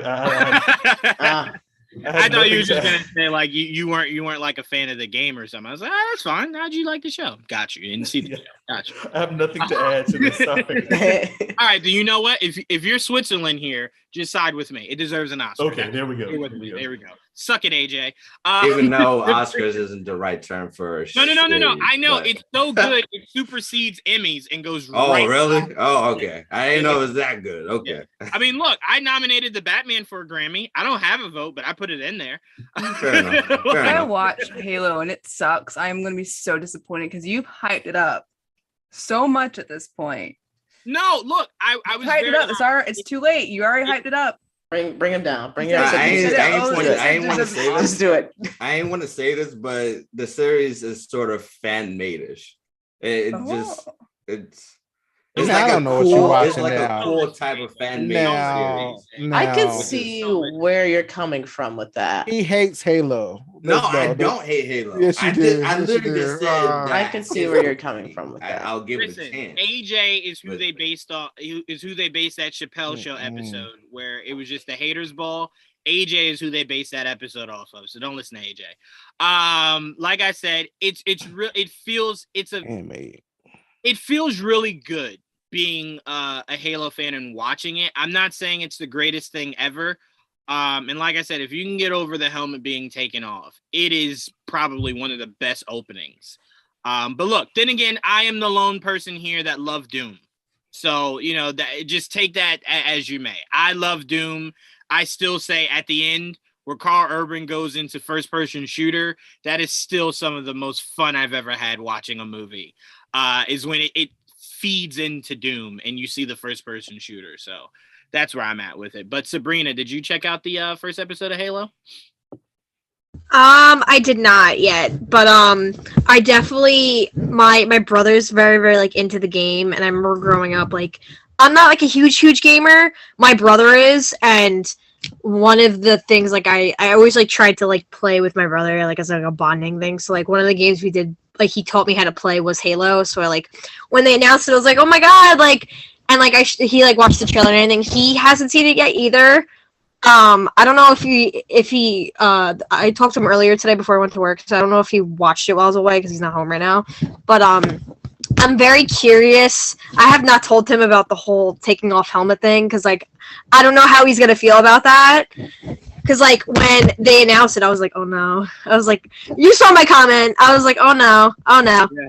It's a tough pill to swallow for sure. That is for sure. I see, like someone like my brother doesn't like shows where my brother likes to watch everything when it's released instead of like bi-weekly. I don't know. He doesn't like waiting. I'm the same. Yeah, I'm the same. My brother will like not watch any of the Disney Plus shows until they're all out. Like my brother's probably not gonna follow with like Moon Knight Weekly. Like he's gonna wait till it's all over and then like start. Yeah, I honestly have to watch Moon Knight Weekly. If it wasn't for the fact that I do this, I would so much rather do that. Watch it all at once. Because the waiting is horrible. It's just horrible. No, I definitely agree. But like it gives you something to look forward to during the week. That's kind of how I see it. So I'd much rather say, you know what, it's Friday night, everything's out, boom, done. Inhaled it. Yeah, but then once you're done, like you have nothing left. I just watch it again. Just watch it again. I don't mind. I love Stranger Things, but like I don't like that they release everything at once because like after I got binge it, I'm like, okay, then what now? Like what do I do? Oh well, I'm very glad that they're doing it at once because now that they're grown ass adults, I want to just get it over with. Just get me parts. That awkward part where they were like kissing or trying to figure it out. I'm like, get me out of here. I'm like the whole thing of this being cool is that they were kids. And it's like now they're like full grown Adams. Whole ass adults now. Oh no, that's crazy. I see all that, man. That's not cute. Shout out to the comment section. They're going crazy about like how Resident Evil disrespected the video game lore. No. They're talking about how Resident Evil never gets respected with adaptations. Oh, look, Jamie, I told you before, I watched the movies first before I played the game. So I went into playing the game just like, this is nothing like the movie. Where the fuck are all the cool shit? And people are like, no, you got it backwards. The movie is nothing like the game. Look. Go ahead, Jayla. Look. I'm gonna keep it short because it's off topic. But Resident Evil, it hurts. It hurts so much seeing how like I'm excited for the Netflix show we're getting this year. It sucks because the story is so good. If you ever take a chance to go back and you just played the RA2 remake, is a great one to start at if you ever played it. It's atmospheric. There's campiness to it. It's still scary. There's so much to work on, and it kills me that keeps getting ignored repeatedly, constantly. I suffer daily as a Resident Evil fan. No, I'll leave it at that. I'm so sorry.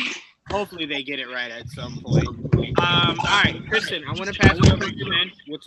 What's your segment for this week? All right, so this week on Pop Culture Grudges, I want to talk about two things. The Morbius reviews, which I'm really disappointed with. Like people are saying that movie isn't good. I had high hopes for it. And I want to ask everyone, want everyone to pick one like character death from a film or a TV show or a comic or a novel, like one that just, like, again, you have a grudge, you're holding a grudge about it, like it didn't need to happen, you're upset. So I'll start. So I don't know if y'all all have seen the movie. It's from 2001. It's called Hardball. It has Keanu Reeves. Yes. Okay, so do y'all remember when G Baby died? Yes, Yeah.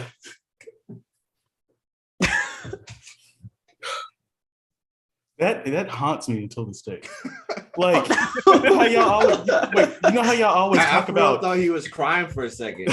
I know. I thought he was breaking down. I almost did, but I was like, wait, we're live. Let me not do it in front of everybody. It'll be weird. But I've cried about it. But like, you know how you, Juwan, you're always talking about catching strays. Like he literally caught a stray bullet to the chest. Like he was minding his business. He had just won a baseball game, and like that's mine. Like that was 2001. I'm still upset about it. Yeah. So yeah, I want to open it up to everybody else. What is y'all's death that just haunts y'all? That's a great damn movie, by the way. That's a great way to start this off. Keanu Reeves did his damn. I always bring up that movie when people are like, Keanu Reeves can't act. And I'm like, you see Hardball? Like, Hardball was awesome. Keanu Reeves was nailing that shit. It's him as Neo that he usually phones home. But no. And there's Johnny Silverhand. Yes. He just acted like an asshole, and that was it. That was it for that game. Like I literally was like, "Can I get rid of Johnny? Like, what can I do? What can I do?" But no, you know what? That death in Hardball hits me the same way. What's his name's death in You Got Served hit me. So it was just like, oh, come on, really? Why? Little Saint. Yeah, Lil Saint, man, do it for Lil Saint. Like that, I said that for everything, man. Like I'd make a sandwich and go, come on, ma, do it for Lil Saint. Make me a sandwich. like, come on, man. What did Lil Saint do? But no, if I had to go one, I won't say it was necessarily unnecessary. It just haunts me. And it's Logan's death. In Logan. Because it was one of those things to where it was like he had spent the whole movie just wanting to die, right? He just wanted to die. He wanted the pain to stop. He wanted to go. He had nothing to live for. And finally, when he realizes he had something to live for, is when he dies. And he's just like, oh, shit. like, damn, I loved you. Like, I had something to actually live for. So to me, I know a lot of people feel like the Xavier one is the one that hurt the most. But to me, that was necessary. That was very much necessary. The same way I think Aunt May was necessary for Peter. It's the Logan and Stark one that's just like, you motherfucker, you. Like, what did Stark say before they went, right? Let's do this and let's do it right. I got a daughter and wife to get home to, right? Like, he kept saying that, like, I got a daughter and wife to get home to. And it's just like, that's why y'all let him do that? Yep, red flag. That's how you knew it was dying. Like, goddamn, man. Like, I swear, every time I get to the end of that movie, I always go, where the fuck is Cap when you need him? Put the fucking glove on. Why you let Stark do it? You don't put the glove on. You ain't got shit. Like, you don't got no family or nothing. Put the glove on. I always you can't control nanotech. Sorry. You know, you're right. You're absolutely right. You're absolutely right. No argument there. But it does not change that every time I watch it, it's like, Steve, put the fucking glove on. Put it on, die, so Stark can go home to Morgan. Absolutely not. Absolutely not. Yeah, nope. Not that Cap. No, but seriously, Logan is the one that haunts me. That one really sticks to my core. AJ, what death kind of really shook you in TV or movies? Eddard Stark. Oh, So damn. that should destroy. Yeah. That's fair. Wait, are we talking about the Red He was my Wedding? favorite character, huh? Are we talking about the wedding? No, What? Game of Thrones season 1. Yeah, season 1. Oh, The Red no. Wedding was awesome. Messed up. I'm gonna be honest with you. If I was it's crying not, at 5 a.m. watching that. if it's not Kit Harington, I forgot the other character's name. Let me be honest with you. If it's not him, I forgot. But okay, continue. I'm sorry. Go ahead. Yeah, he was my favorite character. This is when I first watched the show. I really didn't know what to expect, so he was my favorite character. And then once he died, I was like, okay, am I going to continue watching the show, or am I just do I continue? I don't know. And then after that, I just realized, so yeah, everybody just dies in the show, and that just pissed me off. So Eddard Stark is my choice of. I love that. Honestly, if I didn't go Logan, I would have went with them pulling the wool over my eyes with John. When you see him die. You mean Ned? No. No. Remember when John died in the snow, and then they brought him back to life? Oh yeah, okay. I see what you mean. Okay. So when I thought he died, I was just like, you do know I tune in weekly for him, right? Like I'm here for him.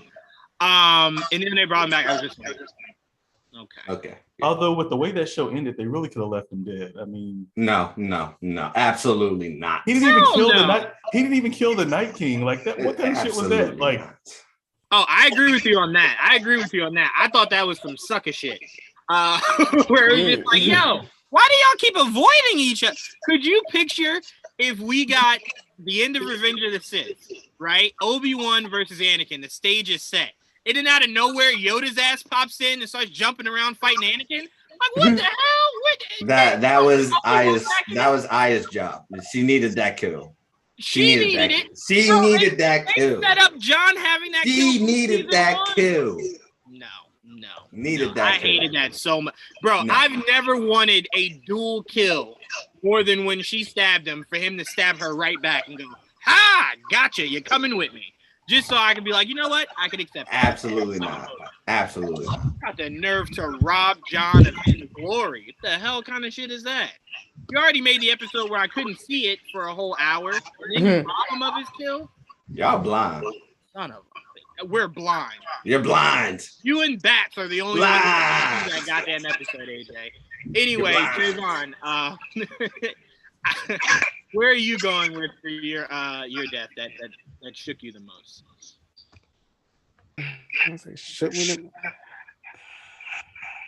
I just think of two. No. Now, Kendrick's death in Lost Galaxy was a dark terror for Power Rangers. It really was. That was dark. I was really shocked by that. No, they do not. That was shocking. And okay, see, I wasn't even thinking about Power Rangers. Whoever, thank you. So now, yes, that was one of them. And then also when the Blue Ranger died in the 2017 movie, that was crazy too. I didn't expect that either. He died, and they brought him back. Yeah, remember he died.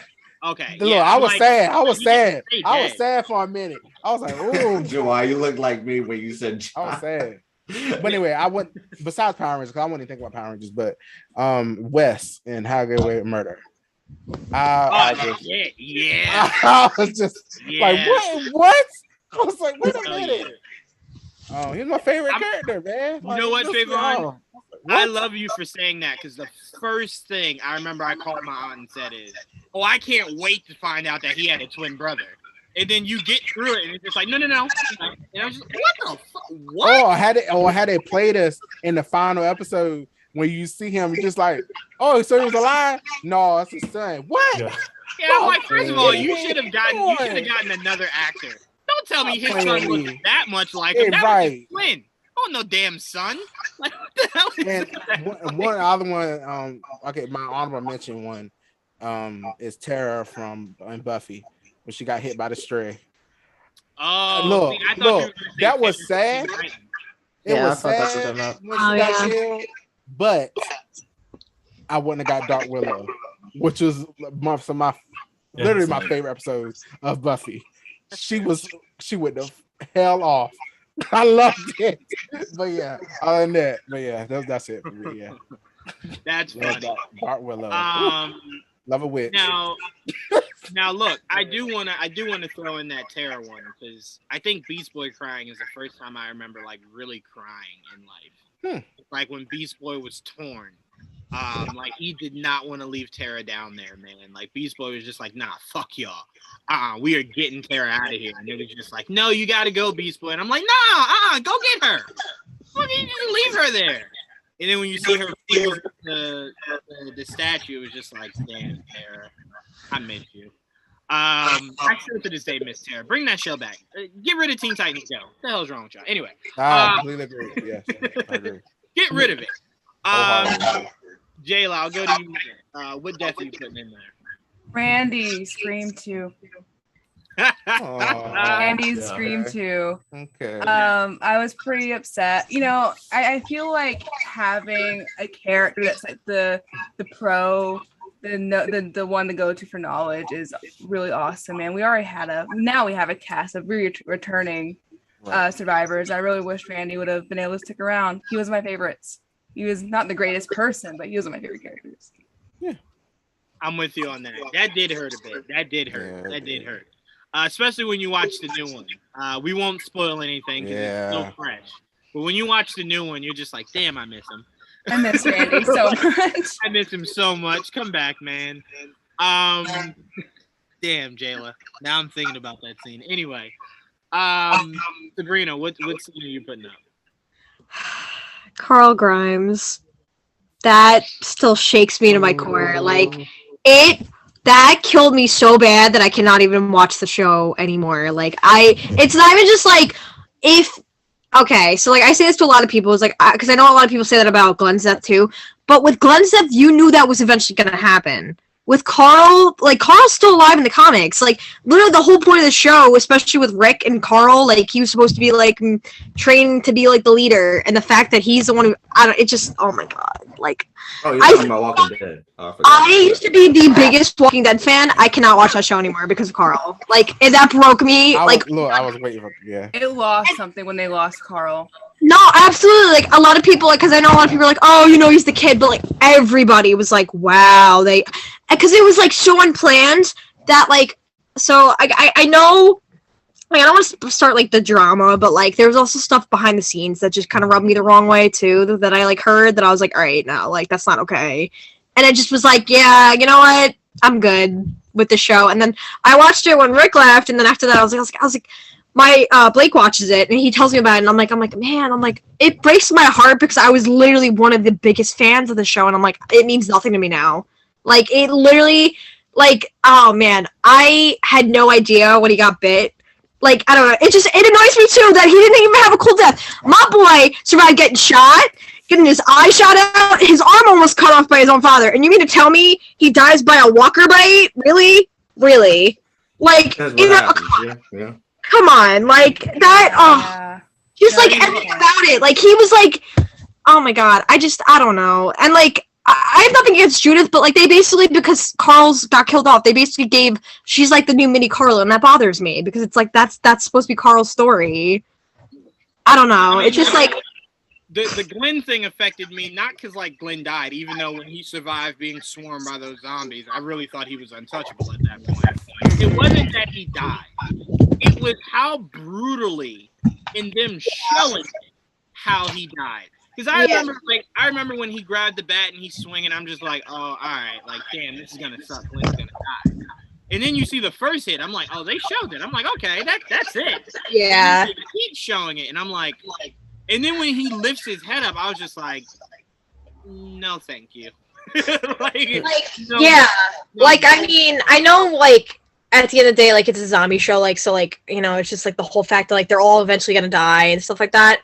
Because, like, I remember I used to see, like, edits of like, everyone making even when they did the promo for, like, the lineup, like, they made, like, you think it was, like, it could have been any other character. Like, it was Glenn, like, everyone was trying to figure out, it was Glenn and somebody else. And they're like, oh my god. And, like, I remember I remember even in promo when they used to do trailers, I was like, why don't I see Carl? I was like, oh no. I would like text my friend. I was like, oh no. I was like, I swear to God, if he doesn't survive this season, I'm gonna like throw something. And like he would survive another season, and then like that happened, and I was just like, and just the way it happened, because like you know how they do the Talking Dead afterwards. Oh my God, that just broke me so bad. Like I've never like even with movies like. I've had like certain deaths that was like Logan, like that hurts me so bad I cannot like watch that movie as much as I want to because it just that shook me. That's the same level. Like that shook me so bad I cannot even watch The Walking Dead the same way anymore.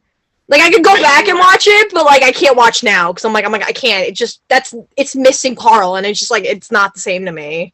I do want to give a shout out to Mr. E who put up there Samuel Jackson dying in Deep Blue Sea. But that's hilarious. Like that's probably the funniest way I've ever seen anyone die in a movie. We talked about this too. It's talking shit to sharks, and then the sharks going, "No, I heard that." Like, what are you going to do? Fight me? Right? And they both jump up and go, "All right, let's share it." It's like, oh my God! Like, I think the only thing I've ever seen that was worse was one of the last Jurassic Park movies. Where like the bird eats the lady, and then the thing comes out of the water and eats the bird, and it's just like, oh my God. Like picture if you were the lady and he hasn't fully chewed you yet. You're now just being devoured by the bigger thing. Like it's like, that's nasty. Final Destination in general.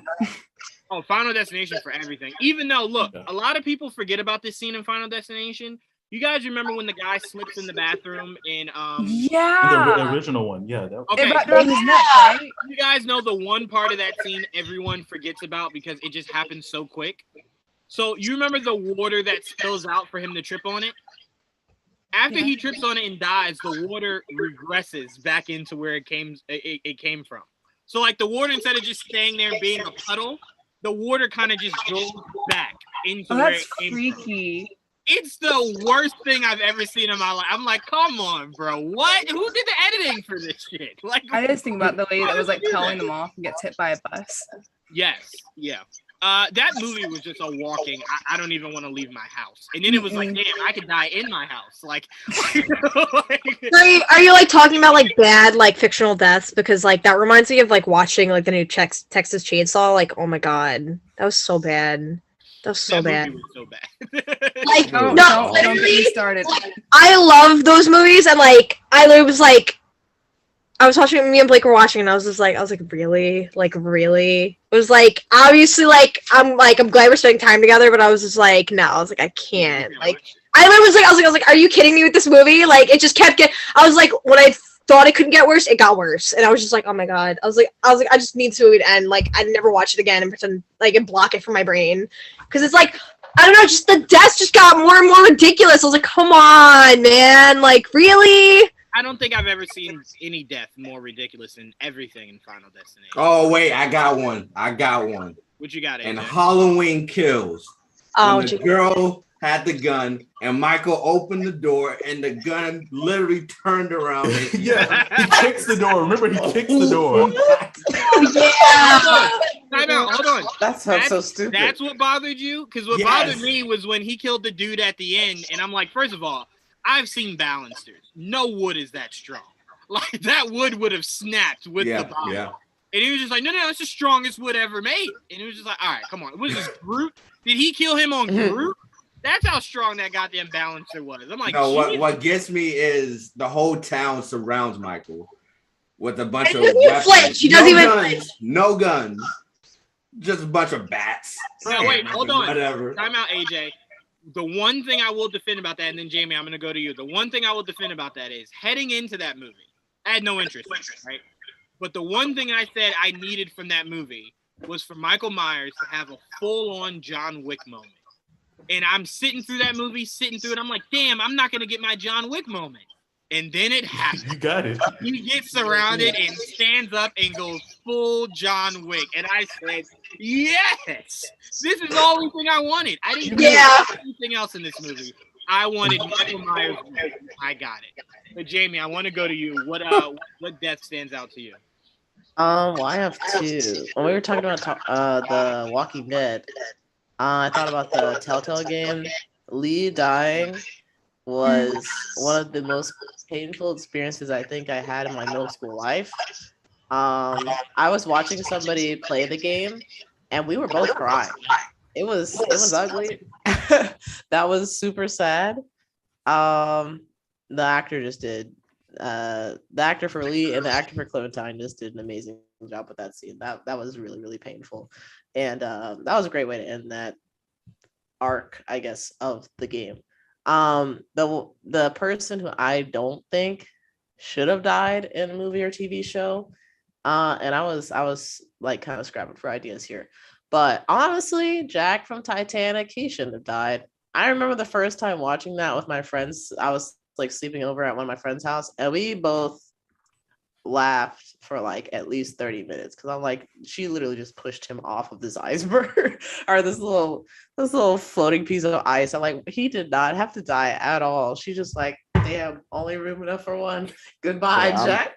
I'm gonna tell my story. Better to have loved than lost, Jack. That's 100% what happened. Like I know part of him looked at that door and went, I could definitely fit on that shit. And she just was like, oh, well, goodbye. And it's just I was like, y'all been on top of each other. Homie. I was like, y'all been on top of each other this whole movie. You could have just done it for like maybe an hour or two longer, but Rose said, I'm out of here. Hit it and quit. She said, I'm out of here. And then she told the story and didn't even lie. That was the ballsy part. She's telling the story. It's like, hell yeah, I told his ass to get the hell up out of here and watched him drown. It's like, God damn, girl. She threw a stone for him, at least, I guess.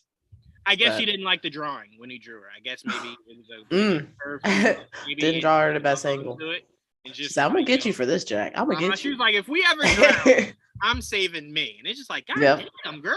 Like, how you hold on to that? Like, goodness gracious. So yeah, that's why I say that's not one of the greatest love stories ever. That's one of the worst love stories ever. She legit pushed him off and then just watched him die. The hell kind of shit is that? That's messed up. She gets no love from me. None. She didn't push him off. He never got on the door. No, in my story, she pushed him off. She pushed him off, and then she didn't push him off, but she didn't pull him on either. You know, like he could have done something. There's a lot of driftwood around. Okay, Tristan, you won. When I talk about that movie, I say she pushed him off, spit on him, held him down, and then gave him the middle finger as he died. That's what happened. I can confirm. I just watched it. That's exactly what happened. That's exactly what happened. It's a director's cut. Yeah, director's cut, I guess. Fit right on him and then just said, well.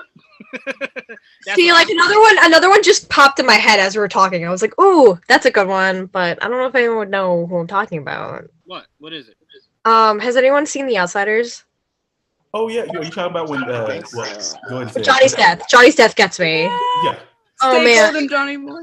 Stay golden. I read the book. Or honestly, even Dallas at the end too, when they shoot. Yeah. Oh man. I said the quote wrong. That's fine. That's my favorite movie of all time. Like I've watched the movie and read the book so many times, and like that still gets me every time. Like, oh man, that destroyed me. Like I remember like reading that in middle school and like watching the movie. I was like, no, I'm not the same person I once was. One more before we talk Morbius. One more I'll add in is Death in the Family, the animated movie, interactive. The interactive version, the one where Bruce is driving up to the warehouse to save Jason, and instead of Jason blowing up like we know he usually does, Batman actually makes it there in enough time to save him, but Bruce dies instead of Jason. And Bruce's last words to Jason is, "Don't let it consume you. Don't seek vengeance. Do things the right way. Be the hero I know you to be." And then the part that makes me cry every goddamn time is when he says, "I love you, my son." And it's just like anyone that knows Batman knows if he says son, he means that shit because he does not say that often. So he's just telling him, like, don't let the hate embrace you. You know what I'm saying? Don't be the hate. Be the hero I know you to be. I love you, my son. It was just like, oh my God. Well, it gets me every goddamn time, man.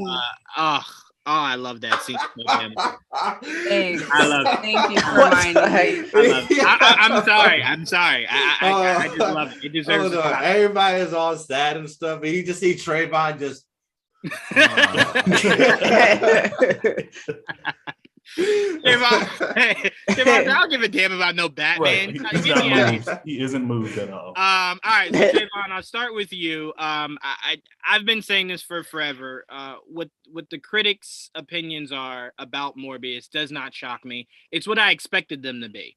Again, Morbius is a character that is it's a very obscure character. It's the same thing they did with Venom. But to me, it's like you don't walk into these movies expecting it to be anything more than what it actually is. Like, you don't walk into Venom expecting this to be the greatest experience ever. Why? Actually, it's missing a giant piece of the goddamn puzzle, AJ. Doesn't matter. I expected a lot. So good. I expected it to be the greatest movie ever created. No, not from Sony. It's not. I hate AJ so much. Hey. Sorry. Look, I went into Venom just hoping that it could touch on a few accurate things. I didn't go into that movie thinking I would see She-Venom. I love going, God damn, they gave us She-Venom. Albeit for how the movie ended and Let There Be Carnage, they still did Carnage really well. They did him really. They did Screech really well. Again, do these movies have their faults? 100%, 100%. But to me, we know what it is. They're building a villain universe, and it's always weird and always going to be choppy when you start a universe with no goddamn hero. So to me, these movies can only be but so good. So no, anything that these critics are saying does not shock me. I expected it, but all that makes me feel is that I will enjoy this movie because it's the same thing they did with Venom and Venom 2, and I enjoyed both of them.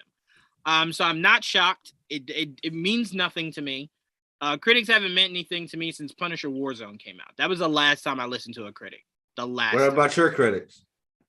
What about my critics? Yeah, Geek Vibe Nation. What about us? I respect what they say, but it doesn't sway me left or right. Like, if AJ came out and said, yo, Juwan, I just saw the Batman. It was the worst thing ever. I wouldn't go, all right, well, I'm not going to watch it. You wouldn't be worried? No, my point is I would still go watch it, is my point. Nothing a critic says could I don't like how you put me and Batman terrible in the same sentence. Okay, you're right. You're absolutely disrespectful. Right. If you told me Avengers Infinity War was the worst thing ever, I would still go see it. Because I don't let anything sway me from just, forming my own opinion. That's it. I stress that all the time. Form your own opinions. Don't tell me what someone else said. Don't tell me, oh, hey, my favorite critic was saying he didn't like it either. I don't give a fuck about your favorite critic. I want to know what you think. If you didn't like it, I can live with that. But don't sit here and tell me what other people thought. And that's why I always tell people, form your own opinion. If people tell you, man, the Batman's long as hell, man, I just couldn't get into it, go see it yourself. And if you feel as though it's long as hell, by all means, I can respect that. But don't just listen to what other people say and take that as gospel. What the hell? Anyway, so Trayvon, what are your thoughts on all the criticisms that Morbius is getting? So before we get to that, since you're talking about, what critics say about stuff, like I saw an article today, it was like, the Secrets of Dumbledore can't save Fantastic Beasts. I don't give a damn what that says. I am going absolutely first day. I'm with you. Absolutely, maybe 2 days after that, because I love this shit. And I don't give a damn. I don't give a damn. Nobody said they could tell me it's the worst day ever. I'm still fucking going. Fantastic Beasts is great. Like, so I don't the second one. I'm just saying. But the first one, I like them both. They're already starting the articles. I'm like, please, like, tickets ain't went on sale yet. Shut up. like leave me alone. Yeah, for this, like for Morbius, like I was like, y'all doing what I expected. I expected you guys to say this stuff. Like you said, it's about Venom. I had a good time. I wasn't going there expecting no cinematic masterpiece. Like I'm going here to laugh, have a good time. It's gonna be goofy. It's gonna be funny. Yeah, that's what I expected. Yeah, same with Morbius. I mean, honestly, like the movie got me more curious than ever, just from off the trailer that they've been doing. How many misleads that we got here? Like, I kind of want to know, like, just them sticking Mark Keaton in there just had me super intrigued when I first saw that. I was like, why is he there? Like, off of that, like I was like, what's happening here? And then then it's adjacent to the Marvel, cinematic universe. So it's like, well, what's going on? It's not though. That's the thing. I know, but they're playing with me, and I'm just like, I mean, look, I always say, Trayvon, I always say, anyone that knows Amy Pascal, right? Amy Pascal is attached to all this still. I always say, anyone that knows Amy probably 100% when they were writing this movie was just like, all right, throw in there something connecting to the MCU. And when Feige found out, he was just like, no, hell no. Get it out. Get it out right now. That's why I wonder. And that's why I believe that they were saying. That's why I think the rumor is true that Keaton is now just a cameo in the end credit scene rather than being part of like the actual structure of the movie. I definitely see them doing I 100% believe after No Way Home, Feige was like, cut all that shit out, everything. I just got rid of your Venom from my universe. The hell makes you think I want your Morbius? Get that shit out. Get it all out. Get it out. Yeah. So I fully believe that's why the rumors of Andrew Garfield coming back are true. Because I think it'll appease Amy. I would love that. To have a Spider-Man with those villains, and it will get them off of Feige's back of having to bring them into his universe. So we can go, no, you got your own playground. Go play over there. You don't belong over here. We're good stuff. Stay over there. And that's one, like you just said, bringing Andrew back is cool, but it's just like the suit that was on the wall wasn't Andrew Garfield. It's just a little funny stuff like that. I mean, but Trayvon, that's not even the most confusing. I can't wait to just. There was a set photo when they first started filming that has a bus, and the banner on the bus says Spider-Man's gone missing. It's like, who's Spider-Man? So much happening. Yeah, I gotta see this. I gotta see it. That's all. Yeah, so I'm with you. I'm with you in the aspect of just form your own opinion. That's all I ask. Yeah. But Jayla, you are a massive Spider-Man fan. Do any of these critics sway you at all, or do you still just want to support the Spider-Man universe? I am not sold on this universe being built without Spider-Man in the first place. I wanted to like Venom. I watched both Venoms, wasn't sold on them, but I see why people love them so much. And I'm gonna go see Morbius with an open mind because I don't want to go into a movie without giving it a chance. I want it to be successful. I want to like it. I don't want it to be bad. Right. I don't want it to crash and burn. I want to have a good time because Morbius is a very interesting character. Like I said, my problem that I keep running into these movies that's stopping me from getting fully into them is that it feels like something's missing. It feels like there's just something massively missing from them. Doesn't mean I still can have a good time. I'm not feeling either way about it. I'm just gonna go see what happens. Hopefully I'm pleasantly surprised. If not, I won't be surprised that it's not my thing, but I do hope people can enjoy it at the very least. Yeah, I mean, I was telling Mr. E earlier today, Sony has made it known they wanted to build a villain universe. They've never wavered from it. They've never lied. They've been very consistent, and we want to build villains. We want to build villains, and at some point, Spider-Man will be part of it, but not right now. There aren't villains, though. It's the issue. Wait, say it again, AJ. There aren't villains. It's the issue. They are making them more so anti-heroes. But to be fair, Venom is an anti-hero, so is Morbius. So I'm like, it's not out of the character for them to be kind of looked at as like, they just walk the line. Like, they kill, but sometimes they kill for good. You know what I'm saying? So I'm like, those now, where I get interested in is what you do with Kraven. That's where I get interested in. What do you do with Kraven? What do you do with Silver Sable? What do you do with all these other characters that were rumored that you wanted to utilize? That's where my question marks come from. But Venom and Morbius are two characters that live outside of Spider-Man and can be looked at as anti-heroes. So I'm like, they haven't done wrong, whether you like the movies or not. It's not drastic. It's not a drastic different take on the character is what I'm saying. You know what I'm saying? It's still to its core Venom and it appears to be Morbius. That's all I'm saying. Jamie, you interested in seeing this Morbius at all? Not really, to be honest. I haven't, like, after watching the first trailer, I didn't think it was gonna be very good. Like, I was getting like Venom 1 vibes from it, and I didn't enjoy Venom 1. Like, I don't know, when I go to see a movie, specifically like comic book movies, I like am looking for a story that's gonna intrigue me, and I don't think it being like kind of funny is bad. Like, you know, by all means, like give me something to laugh at. The world is a terrible place sometimes. But I I don't know. I and the fact that there was like not really that much venom in the first movie too also just was a bummer. So like looking at Morbius, I I guess I kind of have to be like Jayla, you know, go into it with an open mind. I'm probably not going to be the first one to see it, just because I don't know, it's not up there on my list of things to see. But I'm also not familiar with the character too, so there's a good possibility that it could be something that I look forward to in the future. But just based off the trailers, I was not really intrigued. Yeah, I just think I always just tell people to just have a set list of expectations, right? Like a realistic set of expectations. Like clearly it's a movie in a Spider-Man universe. There is no Spider-Man. Spider-Man won't be in it. So just like, you know, you have to go there wanting to see about Morbius, wanting to learn about the character, see how the character progresses. And if that's not something you're interested in, then know that you're already setting the bar low, right? You're setting the bar low. So you go in mentally thinking, I have really no interest in this. So your brain only leaves about that much room for anything positive to really come out of it. So if you just go in there knowing it's not for me, but I'm very open to seeing what it can do to kind of sway me, it kind of leaves your brain open to where it's like, all right, it's not that I don't like it, you know, let me just see what it does.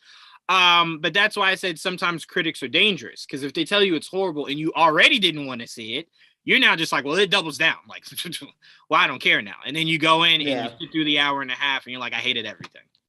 You know what I'm saying? You never open yourself up for it. I don't necessarily like say like the critic's word is like law, but I do kind of take it into consideration, especially for movies that I'm iffy on. If it's something I'm excited about, like I don't give a damn what you say, I'm gonna see it regardless. But if it's something I'm like iffy about, I'm like, okay, like this person said this thing, and that's kind of interesting.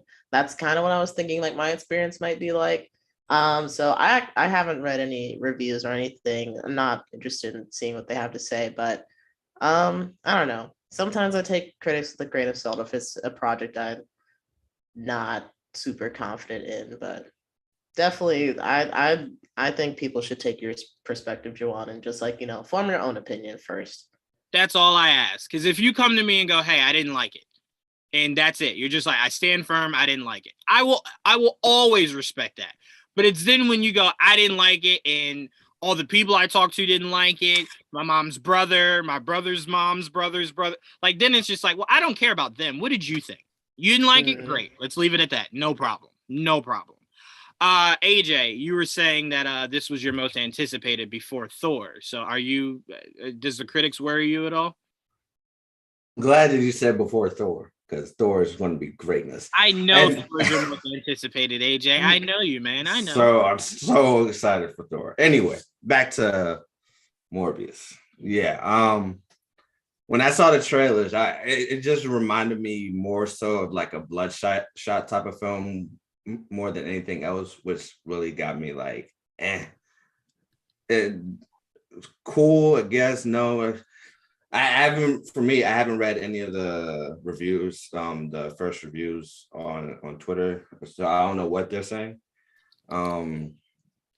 Overall, I don't really care. What's funny to me is that people dismiss critics when it's something they're excited for, but they also bring them back up when it's something they're excited for, which is something that doesn't make sense to me. It's a whole other thing. I'm with you. I'm with you. You gotta be definitive, right? So like you can't go, yo, everybody said like Avengers was awesome. And then when people go, yo, everyone's saying Morbius is horrible. Oh, I don't give a damn what everyone thinks, but you just said like you were happy that everybody enjoyed the last movie, you know. So that's why I said I very much am trying to tell people you can listen to a critic all day, every day, right? Just don't let it sway you. Don't make it gospel. Don't let it influence you, good or bad. Because now you're not thinking for yourself. You're thinking with someone else's thoughts. Right. You know what I'm saying? And that's something you should never do. So you can listen to a critic. Just don't make it law. Don't make it gospel. You know what I'm saying? Like, just all right, cool. My favorite YouTuber said he didn't like it. All right, cool. So I know kind of like what to look out for, but let me go see it anyway. Boom, there you go. That's this is going to be a movie I won't see day one. It might be a movie that I'll see probably like a week after it releases. If I buy you a ticket, will you see it day one? Yeah, I'll see it day one. All right, cool. Free tickets are free tickets. If it's free, you know, if it's free. I'm gonna do that for you and Jamie. So you guys see it opening week. There you go. Nope, Jamie. Nope, now you gotta do it. Now you gotta do it. You gotta do it now. I like go to the box office, be like, I like to exchange this ticket for about. Wait, when does it come out? Like, can I see the Batman again? I can just picture Jamie going, can I get a 31st, the voucher? 31st. Like, can I just use this for Sonic 2? No, the 31st. 31st. Oh, okay. Yep. Okay. Yep. Wait, 31st is technically April 1st. Is its official release? April 1st. I'm saying the 31st. April Fool's. Yeah, I got you. April I got Fool's. you. Sabrina. Oh no, I'm sorry. Go ahead, Tristan. What were you saying? I was gonna say I wanted to add. I didn't mention this earlier, but apparently the director Daniel Espinosa did a Q&A with Cinema Blend earlier today. Yep. He spoiled like the post-credit scenes. He spoiled the question of like, is there a Spider-Man in the Morbius/Venom universe? He spoiled Stop. Don't say that, please. So people are upset. So now this is kind of added crazy. to the anger. Like, okay, first. No, but basically just be careful because I didn't. It definitely says spoilers in there, so like when you see that, just click off. I didn't see all of it, but like I was just scrolling to see if there's like actually spoilers and like. I didn't like look at it long enough to see what the spoilers were, but like I was like, oh fuck, he wasn't kidding. Yeah. And like, I don't care about spoilers for this movie. No, because all I saw was I didn't think anything, but then like someone quoted it that I followed, and they're like, you just spoiled the entire movie, and I was like, oh Jesus. So I was like, oh no. I mean, I don't know. I feel like I'm just probably the only one who feels this way, but like I still feel weird going to the theater and not seeing the Batman.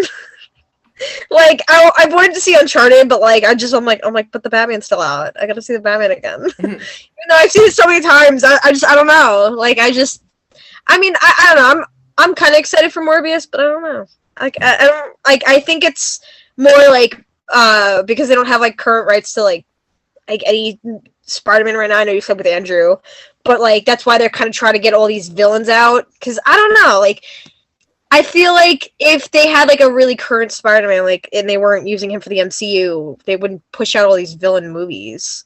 Like Madam Web, like I know Blake's excited for that. Like I know nothing about her. Nothing about her. I'm excited for that. I don't know. No, I don't know. Like I'm sure I'll be excited when I watch her, but I don't know anything.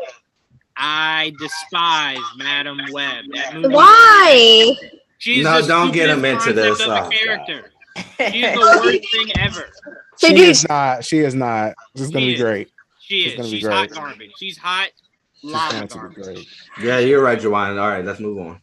Okay, thank you, AJ. But why is it whenever something spoils, I can never find it? If you guys can find the spoiler stuff, send it to me, please. I can send it I'll to send you. it to you right now.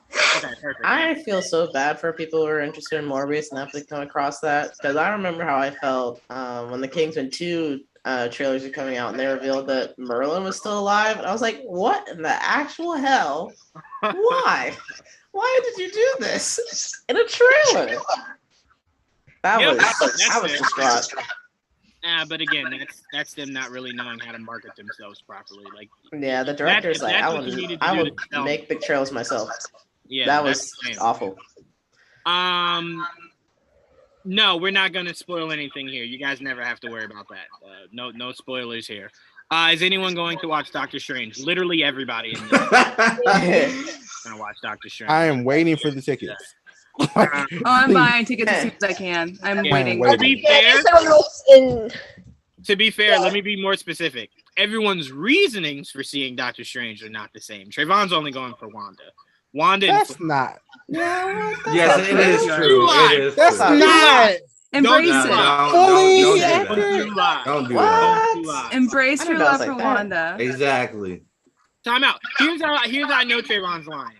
If Trayvon sits down in that movie and it's only the cut of the movie that only has Wanda scenes, he would be the only one that leaves the theater like, I feel fulfilled. That was a great time, yeah. I had fun. Yeah, that was great. I enjoyed that WandaVision movie that we just got. It's like, wait, what? Yeah. So WandaVision Javon, extended cut. right, you're in it for Wanda. No shame, I but am. that's why you're into it. That's fine. I'm in it for magic. I'm in it for magic. I'm gonna go feral. The movie's gonna make me go If feral. Wanda Oh, sits so in a much chair magic. that whole damn movie and talks, she would still love it. Come on now. You love She need to fly a little bit. She got to fly a little bit now. She doesn't fly. Well, she doesn't fly. She got to get up. She got to get up. What was I gonna say? Okay, all right. So I want to pass it to you, AJ. What hot take do you got for this? Uh-oh. Hot take. Okay. My Oh, hot boy. take for this week is Netflix has ruined the way we watch shows and shows in general. The binge watching formula is the worst thing that happened in television in general. Now, my reasoning for that. We have the week by week shows are literally the better formula for TV shows. Juwan, wake up. You know this is true, and it's statistically proven that it is true. You can like it, that's fine, but statistically, the week by week formula is the better way of watching shows, more so than binge watching. For me, binge watching is like a drug. It's addicting, of course, but overall, once you're done with that show, you have nothing else to watch until you find something else, basically. And it's just go on, Trayvon, go on. Okay, so you said it right, but people are not canceling Netflix after their show is over. If you binged it, you're not going, I'm gonna cancel Netflix now. I've never done that. I've never thought to that myself. I never said cancel Netflix. Okay. What? So my No, I'm biggest saying issue if is- you watch all your show in one day, why not cancel it after the fact? Like, okay, you're so not my good for biggest another issue year. is Trayvon. My biggest issue is it releases all 10 episodes. Yeah. You have the ability to watch one episode this week, one You do. episode next week. I mean, if you can one control episode- yourself. Yeah, but Juwan, the issue is like I said, it's like a drug. You don't want to stop watching it. So hold You on. don't So- want to stop. so time Look, out. if you So take the whole- cocaine, Juwan, if you take cocaine, Oh, are you going to Lord. say, oh, I God. want to do it today or tomorrow? No, you'll be like, I want some more now. Hold on. Right? Hold on. No. So what is your analogy of Oh, the drug that God. you can take weekly that you don't have to take all in one sitting, AJ? Yeah, What's- but you what's want your to, example for right? that? So what? So you're telling me You're going blaming- to watch it regardless. So hold on. You're so going you're to blaming watch. Netflix. You're Okay, blaming go on. Netflix because you have no self-control. No one has self-control. So why Addiction is is that something. Netflix's problem? Oh, wait.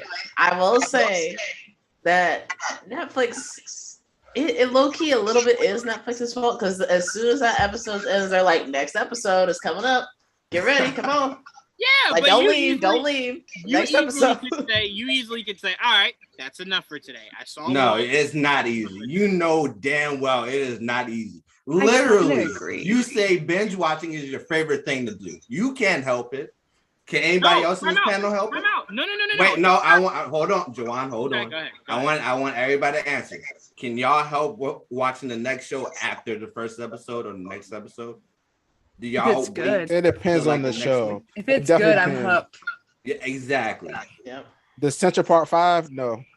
I don't I understand. I couldn't do Okay, no more. I get what couldn't you're do no saying, more. AJ. I just don't understand why that's a bad thing. lot. Like how they ruined something. They didn't ruin anything. I didn't say it was a bad thing. I'm saying that it just It's changed ruins everything. the Yeah. overall like community part.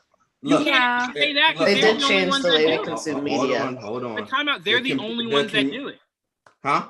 They're the only ones that do it. No, that's not true because That's not sometimes Hulu does it, sometimes they Oh, don't. Hulu, It's Hulu- very jarring. But Like, that's what they'll I'm do saying. it. Hulu is That's very when you're off like, and on what the about hell? it, but there's no one that Yeah, but exclusively Plus. does that. but now Plus that does you're now something. in Netflix, now you're seeing that they're trying to go away from that binge type of They aspect. shouldn't. They shouldn't. But They that's the way it's going because viewership wise, it is You gotta keep proven people. that the shows are doing better when they wait weekly or look at Arcane. They did 3 episodes each week. It's done better than most shows that's been on Netflix so far that's been bingeable. But So- what I don't understand about that is then you're going into what I've been saying for 4 years now, which is streaming services lie about their numbers. Because you can't tell me that Arcane being spread out is one of their biggest number shows, but they'll tell me when Stranger Things comes out that was the most views they've ever had. Yeah, it's going to be the most views for that week. But after that, it's not there. Weekly basis, it's proven that the show that's been on a weekly basis is being more viewed. I will say this. Let's be real. If they take that away from me, I will unsubscribe from Netflix. Let's be real. The only reason Netflix is changing it because they want to keep subscribers. Let's be real. Exactly. That's the only reason they're changing it. It's a smarter way to do it. I'll 100% leave Netflix. That is like the biggest reason why I say that. I'm not leaving. Witcher's there. I'm not leaving. Look, if you're still on Disney Plus, if you're still on Hulu, you're not leaving Netflix for that. I'm leaving Netflix. Power Rangers is there. I'm not going to watch. You're not going to leave. For sure. I'll just get screeners for all those things. I'm leaving Netflix. I'm leaving Netflix. Okay. I kind of don't mind it. I kind of get tired of your emails. Like, Joanne, just get Netflix. Why are you emailing me? Just get Netflix. Like, no. Send me screeners now so I can watch it now. I don't want to have to wait. So to me, my biggest issue is, AJ, you're talking about statistically. I won't argue numbers. I will not argue numbers. But my issue is the reason why Netflix took off as much as it did when it became a full-blown streaming service is that it separated itself from television. Television is a weekly thing. And people at that point did not want a weekly thing anymore. They wanted something new. So to me, it's like, I feel as though we're looking back and we're like, damn, I watched it all on Friday and now I got nothing else to watch. And it's like, well, you could have spread it out for yourself if you wanted to. Even if that's Netflix goes right into the next episode, you could say, all right, 2 episodes Friday, 2 Saturday, 2 Sunday. Boom, I finished the series. But that's my thing. People say that they don't want it weekly, but it's still proven that people are still going back to that weekly type of because they have to. Like that you said that. I was just about to say that. There's a difference. There's a difference between you wanting to and the fact that there is no other option. Mm-hmm. So if Disney Plus gave me an option to watch it all in one weekend, I guarantee you the entire world would have watched WandaVision But that goes straight to my analogy. Binge watching is like a drug. You do not want to wait. And practice what you're saying is true. And practice that is true. But in reality, people are going to keep watching it until it's either finished or they're sleepy or it's just bad. That's the reality of the situation. Yeah. I mean, look, all I'm saying is I think we only view it that way because we're in a state to where we have to.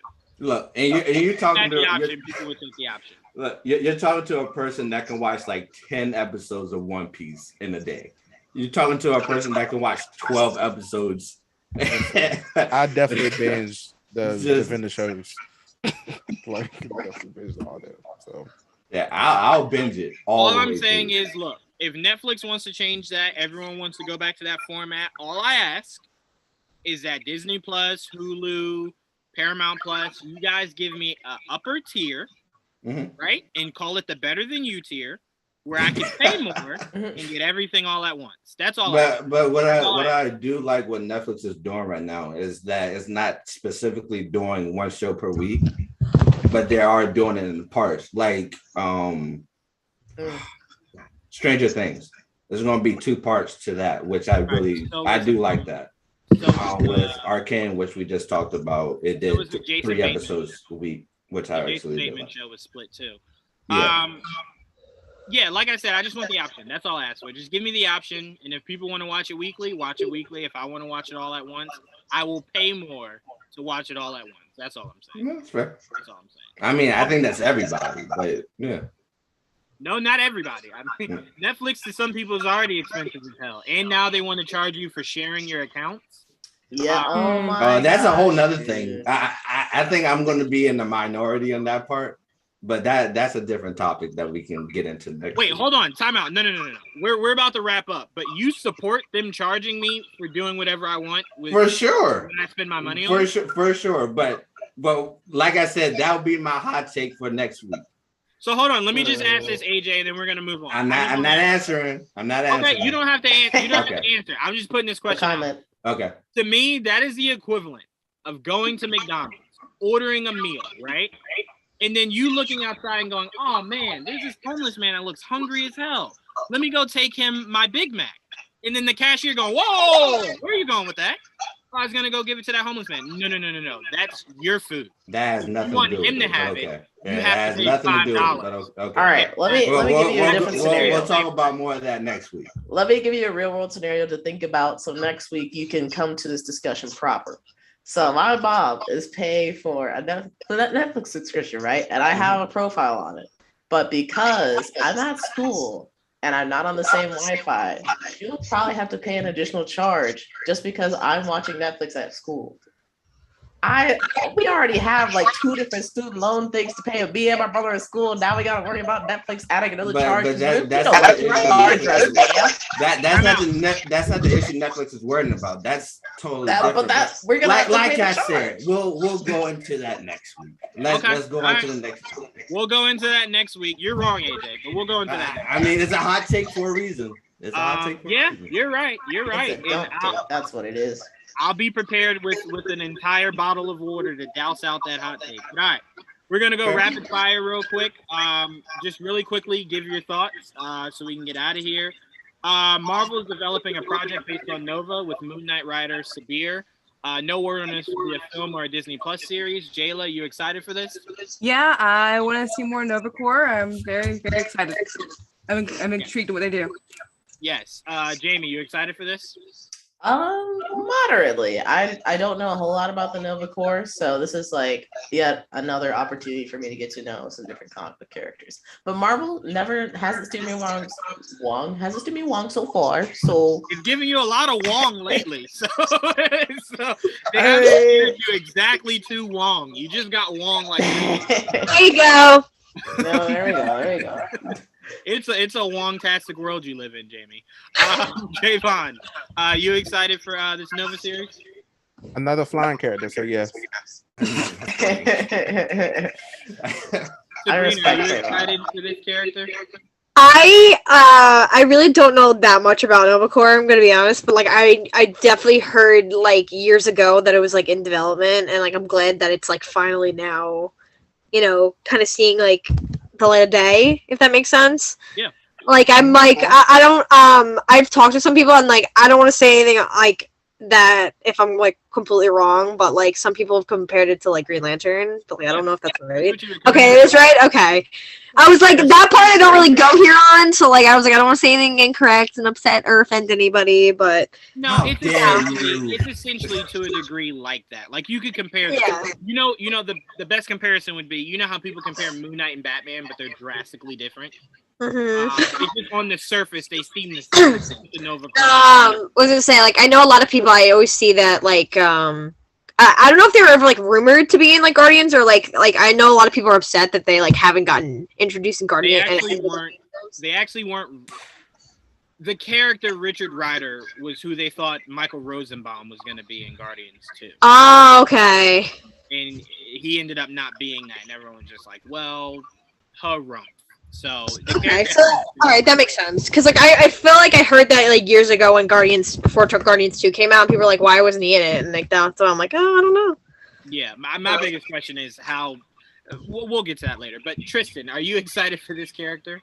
Yeah, because I'm really excited because we were told was it Infinity War, or we're told that they were attacked by Thanos, right? So I feel like this is the perfect introduction for them. We're picking up with them in the aftermath of that. So especially if they want to introduce like a new central character, this would be the perfect time because I would guess that he depleted their ranks. So I'm excited.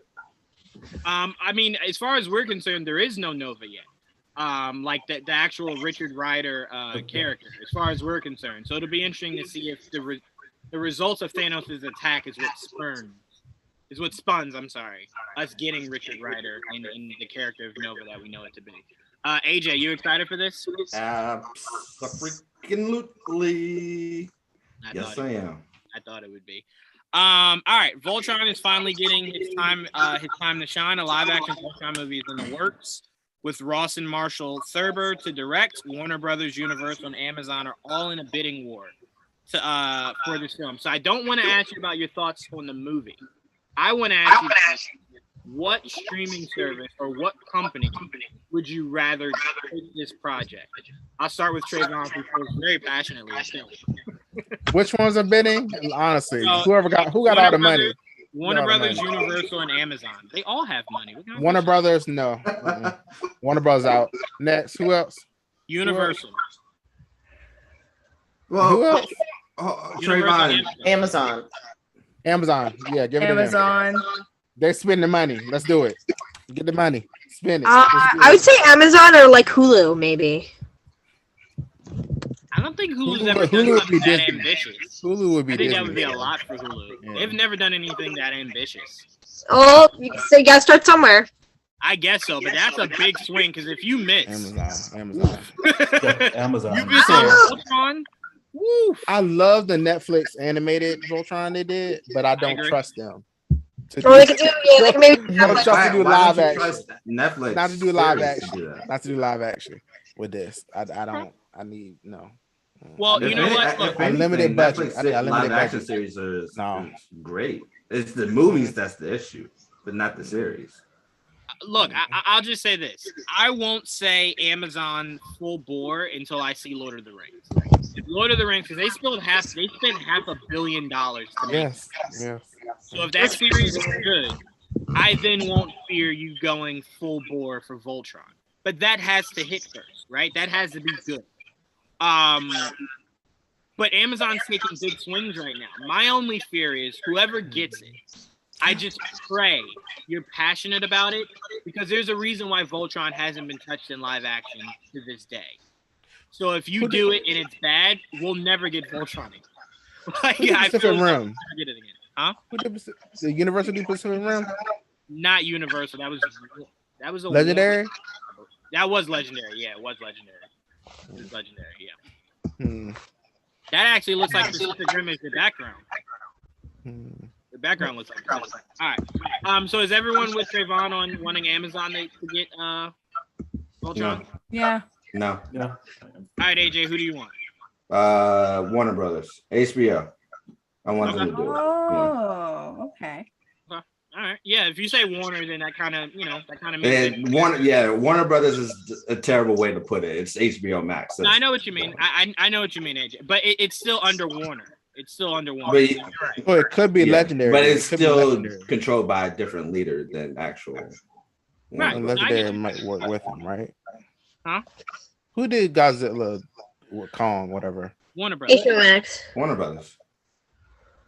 But combined with somebody else though, like is it Universal Legendary. or Legendary? I thought it was Legendary. Yeah, was so maybe Legendary do. If Legendary is involved, yes, Warner Brothers. If not, they do Amazon.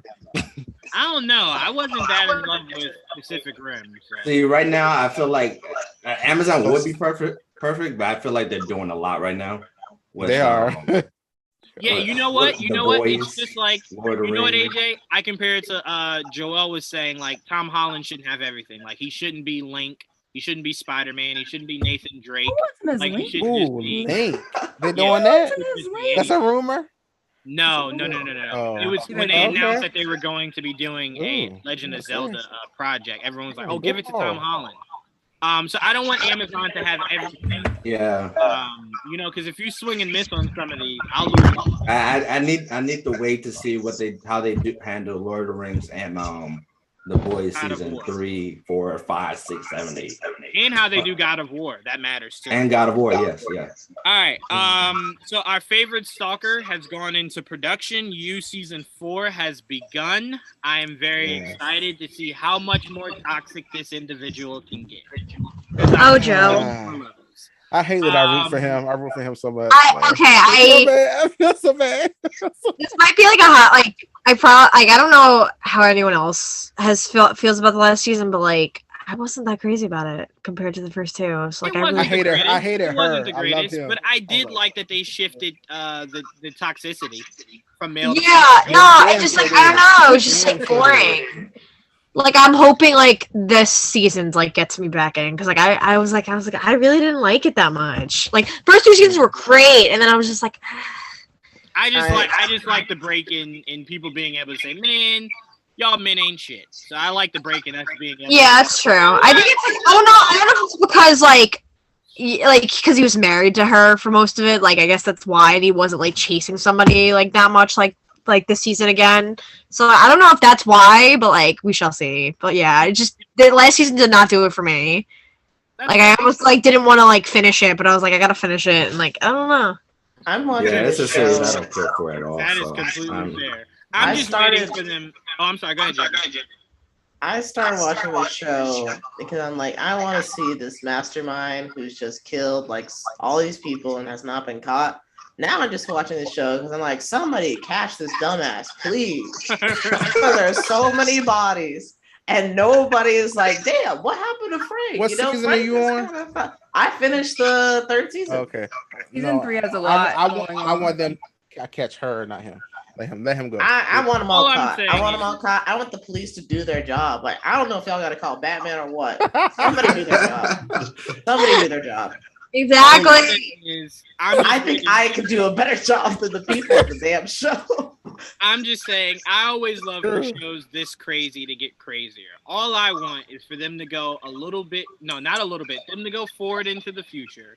And I just want a season where it focuses on Joe is thirsting after a woman, and the secretive character is thirsting after a woman, and it turns out it's his son.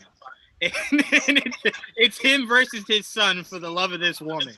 That's what I want. Just go crazy with it. That's what I want. That's what I want. No, they don't know that. They don't know who each other are. Like, she's talking about it's this other guy that she's talking to, and he's trying to figure out who he is. And he's like, that motherfucker looks like me. It's like, wait a minute. Like, that's my son. Yeah, I want that. I want it to go that crazy. That's all I want. I just like chaos, and that's pure chaos. You did say this is some of the most compelling writing since Godfather. Are you looking forward to another season? You keep coming up with these. I can't lie. This is what AJ tells me. What do you guys want from me? AJ said it was. We said that. Father. Yeah, that's what AJ said. He said About compelled. You know. About you? That's what AJ said. About you. That's what AJ said. Oh, God. Go ahead, AJ. You First of all, look, Are you I like watched talking 4 about Batman? episodes. I watched 4 episodes of you, and I couldn't care less about it. You didn't like the first season? It's not my. fire. It's not First my. season's Listen, best. Absolutely. AJ was Yeah. busy living out the story of you. He Oh, Lord. couldn't be interested in watching. Well, Are you the stalker or the stalkie? It's just Okay, boring. Lee Stein. He's both. No, Oh I'm good. my God, no! I'm good. No, that show is terrible. All right, Like, Tristan, real? you looking forward to this? Tristan, you looking forward to this?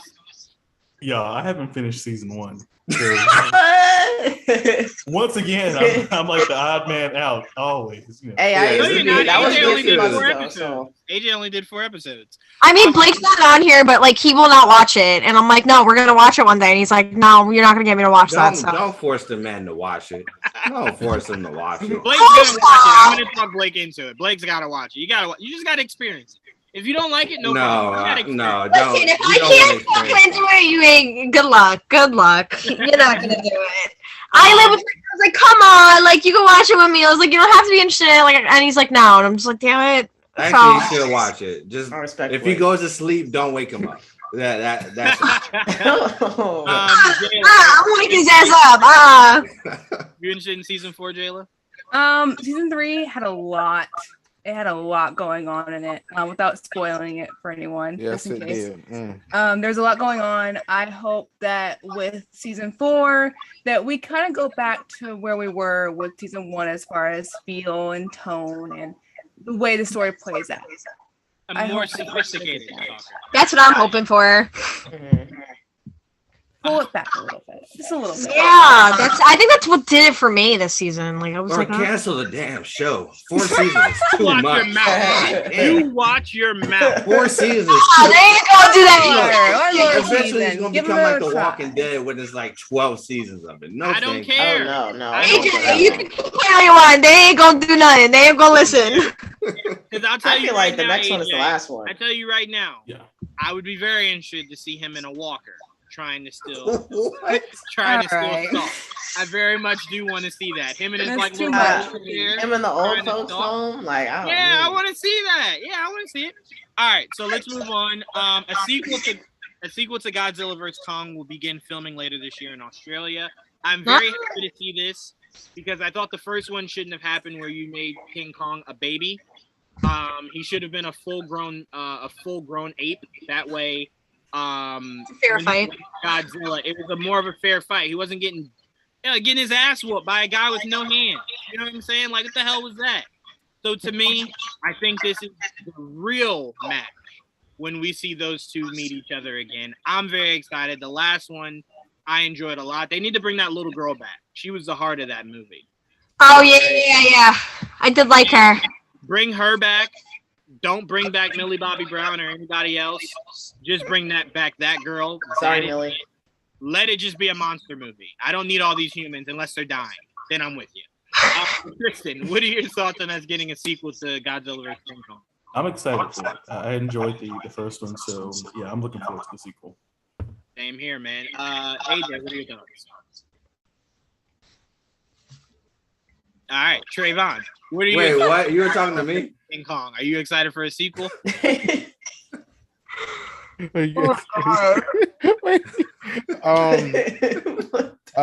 More monsters fighting, sure. All right, I like it. Wait, I have a question. It's okay. It's okay. We skipped it. It's okay. We no longer care. What are your thoughts on King Kong and Godzilla getting their sequel? Who, me? Yes, you, Jen. Okay. Yeah, big monsters fighting, fun time. That's all I need. Absolutely. Jamie, your thoughts? I was like so on the Godzilla versus Kong. So the sequel's coming out, if it's a family event, then okay, I'm with it. If not, I probably won't be watching it by myself, but I just gotta be honest. I love that. All right, AJ, what do you want to say? Is this going to be connected to the Apple series? Yes. Is it? Yeah. Okay. Yeah. Okay. So that's why I said put all your humans in that series and just focus on the monsters for the movie. All right. So last one here we're going to do, Jamie, I'm actually going to start with you, our resident big-time gamer. The Witcher is getting a new game that will utilize the new Unreal Engine 5. For all of us that think that's talking about a car, what does that mean, Jamie? What can we expect from this game? Well, I feel like a great display of this. If you guys have a PS5 at home, you can play the Matrix experience, and that displays some of what the Unreal Engine 5 is capable of. And basically, Unreal Engine 5 is a game engine, so it's how we create like people walking on the streets. Like, how dense is the street going to be? Is it a full crowd? Is it nighttime? It's kind of like not as many people out. Same thing with cars, buildings, all that. And the way you control the environment as well. So this is a pretty big deal. I think it'll be one of the first, if not the first game to come out on Unreal Engine 5. Although we're probably years out, so there probably is going to be one that comes out before it. But yeah, this is a really big deal. It does a really great job with character portrayals, especially if you play the Matrix experience. They have a model. Yeah, they have a model of the Keanu Reeves, and it is damn near photogenic. Like it's not hard to tell the difference, but it is like, damn, like they really nailed that. Especially compared to Cyberpunk, which also did a really good job with modeling Keanu Reeves in that game as well. So I unfortunately, as a part of I call it my backlog curse, I haven't played any of the Witcher series yet. I'm really enjoying the shows. I know. It's a curse. But I'm really enjoying the show. That'll give me some context for when I finally play The Witcher 3. So I'm excited. Hopefully I'll get it knocked out in time for Witcher 4. That is the one thing I tell everybody. I know I always tell people, stick with the continuity, follow things in order. I don't do that with The Witcher. Only play Witcher 3. The rest of them are very whatever. Play Witcher 3, love Witcher 3, and then go right into the series. Don't worry about it. Really? Jayla, yeah, 100%. Jayla, what does this mean for you? I do suffer from the same backlog curse. I haven't played Witcher 3 yet, but anytime a new game engine, especially Unreal Engine 5, is being introduced, it's exciting times. I played the Matrix experience too. It was amazing. What it means for the future it's endless, really, especially with the games we have in making right now, in production right now. I'm just excited. I'm just excited to really feel like it's starting to move along. I don't know about you guys, but for me, when PS5 and the new Xbox came out, it didn't really feel like we're getting the next generation of gaming. Yeah. To me, at least. So with this news and getting more games with using the new engine, to me it feels like we're finally moving forward. Absolutely. Yeah, I mean, from the sounds of it, and I have played the new Matrix on the new Xbox. It's kind of just more like a visual thing. But what I want to see is when the Witcher game comes out, I need it to play exactly the same way The Witcher 3 played. And if it plays exactly the same way, I'm fine. If you just want to enhance the visuals or whatever, no problem. I just need it to play the same way. Because too many games try to get too cute with like, all right, all these different button mechanics and shit. And it's like, some of us aren't that into it, right? Like, we just want to grab a controller and have some fun.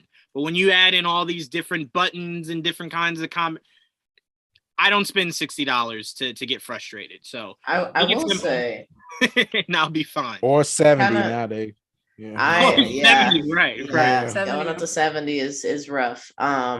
Especially when you're broke. My card declined today because I forgot to put money into my checking account, and that was one of the saddest moments I've had in quite some time. She was like, "Ma'am, it's not working." I'm like, do it again. I like going to my Wells Fargo app, like transfer. But I will say, to your point, Joanne, I feel like I'm not so sure that like the actual mechanics in games will vastly change because of the transfer over to Unreal Engine 5. But something I think they can take advantage of, especially on the PlayStation side, and I know Xbox is looking to take advantage of this as well, is the haptic feedback inside of controllers. Like Sifu is a great example, I feel like, which actually I believe is running on the Unreal Engine 4, where they have just like, you can feel like the vibration of the lights going by, and like when you're in the club, you feel like the beats, like you feel like you're in it. And I think that's something. Oh, by the way, Sifu, fix your shit, because like if I get far as hell, save it. Give me a checkpoint. Don't make me go all the way back. That'll give you a checkpoint. You gotta beat the level to get the checkpoint. What the heck? Gotta beat the level. I keep getting my ass whipped in this. Do you know how long the levels are in Sifu? If you practice enough, you can beat the level in like maybe 5 minutes. Practice enough. Look, that's what the game is about. It's literally about perfection. I spent $60 on the game. Don't tell me about no practice. Make it so it's easy enough to first go around. You can at least look up a YouTube tutorial or something. You know what, Jamie? You know what? I'm going to GameStop tomorrow because I got to go take something back. I want to ask them, can I give them practice money when I buy games from them? My God. When was the last time you played it? Money, I practice, and then if I like it, you get the real money. When was the last time you played it? Here's why Assassin's Creed is dying, Jawan. Oh, probably 2.5 weeks. 3 weeks ago? 3 weeks ago. Why? They updated it to make it easier. They did, they did add an easier mode on there. All right, great. Although I'll definitely only look into little that. babies play that. Don't and goo goo gaga, Jamie. Shoot. I don't pay $60 to be stressed out. Life stresses me enough. I don't want to have to pay for stress. I will say, when I first saw the trailer for Sifu, I was not thinking it was going to be a game where it's like you actually have to try to get to the end of the level. So I was a little bit surprised by that, but I love it. I love Sifu. It's a fun game. No, it's a very fun game. To me, it's like I put in all that work and I have to start from the beginning again. Hell no. No. When you say beginning, do you mean like beginning? No, I mean like let's say you start a new level, right? And the level starts with you walking down an alley, and then you get far as hell. You got to walk down that same alley again from there. Not from where you gotta go back to the beginning of the level. Yeah, you don't have to start the whole game over, but just like if you die in the middle of a level, then you have to go back to the beginning of that level. Right. But you also unlock shortcuts. So have you been using the shortcuts? I apparently haven't even unlocked the shortcuts or known that I have. Damn, how are you just dying at the beginning? Yeah. You know, with the practice money that I spent to practice. Yeah, I've been dying a lot, Jamie. What do you expect? But yes, I think we all are very excited for more Witcher in any capacity. We obviously have the series coming out this year, not the Henry Cavill Witcher. It's the series about the first ever Witcher. Michelle Yeoh. Oh, is that Michelle animated? Yeoh. No. The animated movie came out last year. This is the Michelle Yeoh. I didn't like the animated movie that much. I didn't love see that it. animated I didn't movie. see And it. I at first thought I wasn't liking it because I only got halfway through, but I finished it not too long ago. And I was like, shit, I this like the is ending. good. Yeah, You like what? I like the ending, but the rest of same it, I here. was like, I enjoyed it for what it was, but the Michelle Yeoh series is gonna be great. I can't wait. And her multiverse movie looks awesome too. So I'm very interested to put that up against Doctor Strange and go, Doctor Strange, you lost. Michelle Yeoh rules. I didn't need Wanda in this multiverse movie. But no, so we're all very excited for more Witcher, and we're gonna be getting it pretty soon. Shouts out to Henry Cavill, man. I really appreciate him spearheading the Witcher Renaissance, really, because it's a great series, great game, and an even better series. I really enjoy what they've been doing with the series. Now, Marvel, better grab looking him. man. Now, if he don't get Marvel, a grab scar, him, please. if he don't get a scar over that goddamn eye soon, I'm gonna lose my patience. Get the scar, we can move on. But outside of that, You ain't I getting love a scar. he gonna get that goddamn scar. Joanne gonna show up on set with a machete. Like, come here, Henry. I will put that scar on him. He will get Clearly, that scar. hair and makeup is failing you, so let me just come on. We do it quick. I'll do it real quick. I got you. Don't even worry about it. But guys, we want to thank everybody in the comment section. You guys are rock stars. You guys is what makes this show so much more enjoyable. We appreciate every last one of you. I want to thank the newcomers Sabrina and Jayla. You guys were freaking awesome. Glad to have you guys part of the family. I'm so honored to be a part of I'm it. happy to be here. Yeah. Absolutely. And look, I can't wait till me and Sabrina do a full 3-hour breakdown of the Batman when it comes on HBO Max. Oh. I can't wait to do more horror stuff with Jayla. Just really getting into you guys. I can't wait for that. Also, I want to thank Tristan, Trayvon, Jamie, and AJ for also joining me this week for this episode. Stay tuned, guys. We do have the MCR returning after its long hiatus this Wednesday for Moon Knight. Oh my God, that's Wednesday? Yeah, it is. And Oh, I baby. can tell you guys that Moon Knight lives up to all the hype. Every last bit of hype that was said, it lives up to every ounce of it. So I cannot wait to enjoy it with you guys, break it down weekly. And we do have a very dope opening intro being created as we speak for our return to the MCR for Moon Knight. So I can't Yes! It's gonna be awesome. Shout out to Dakota. You guys, if you've seen our Batman edit, you guys know Dakota very well. He did the GVN, the Batman for us. So huge shouts out to Dakota. But can't wait to see you guys Amazing Wednesday. work. But appreciate that, Trayvon. Dakota is awesome. I do want you guys to keep an ear out. We will be doing a review this weekend for X. It'll either be tomorrow or Sunday. Whatever day I can get the most people from is the day I'm gonna. I'll be in the comments. You seen it, Trayvon? No, I said I'll be in the comments. Oh, gotcha. We love the support. Kristen, Yes. you saw it?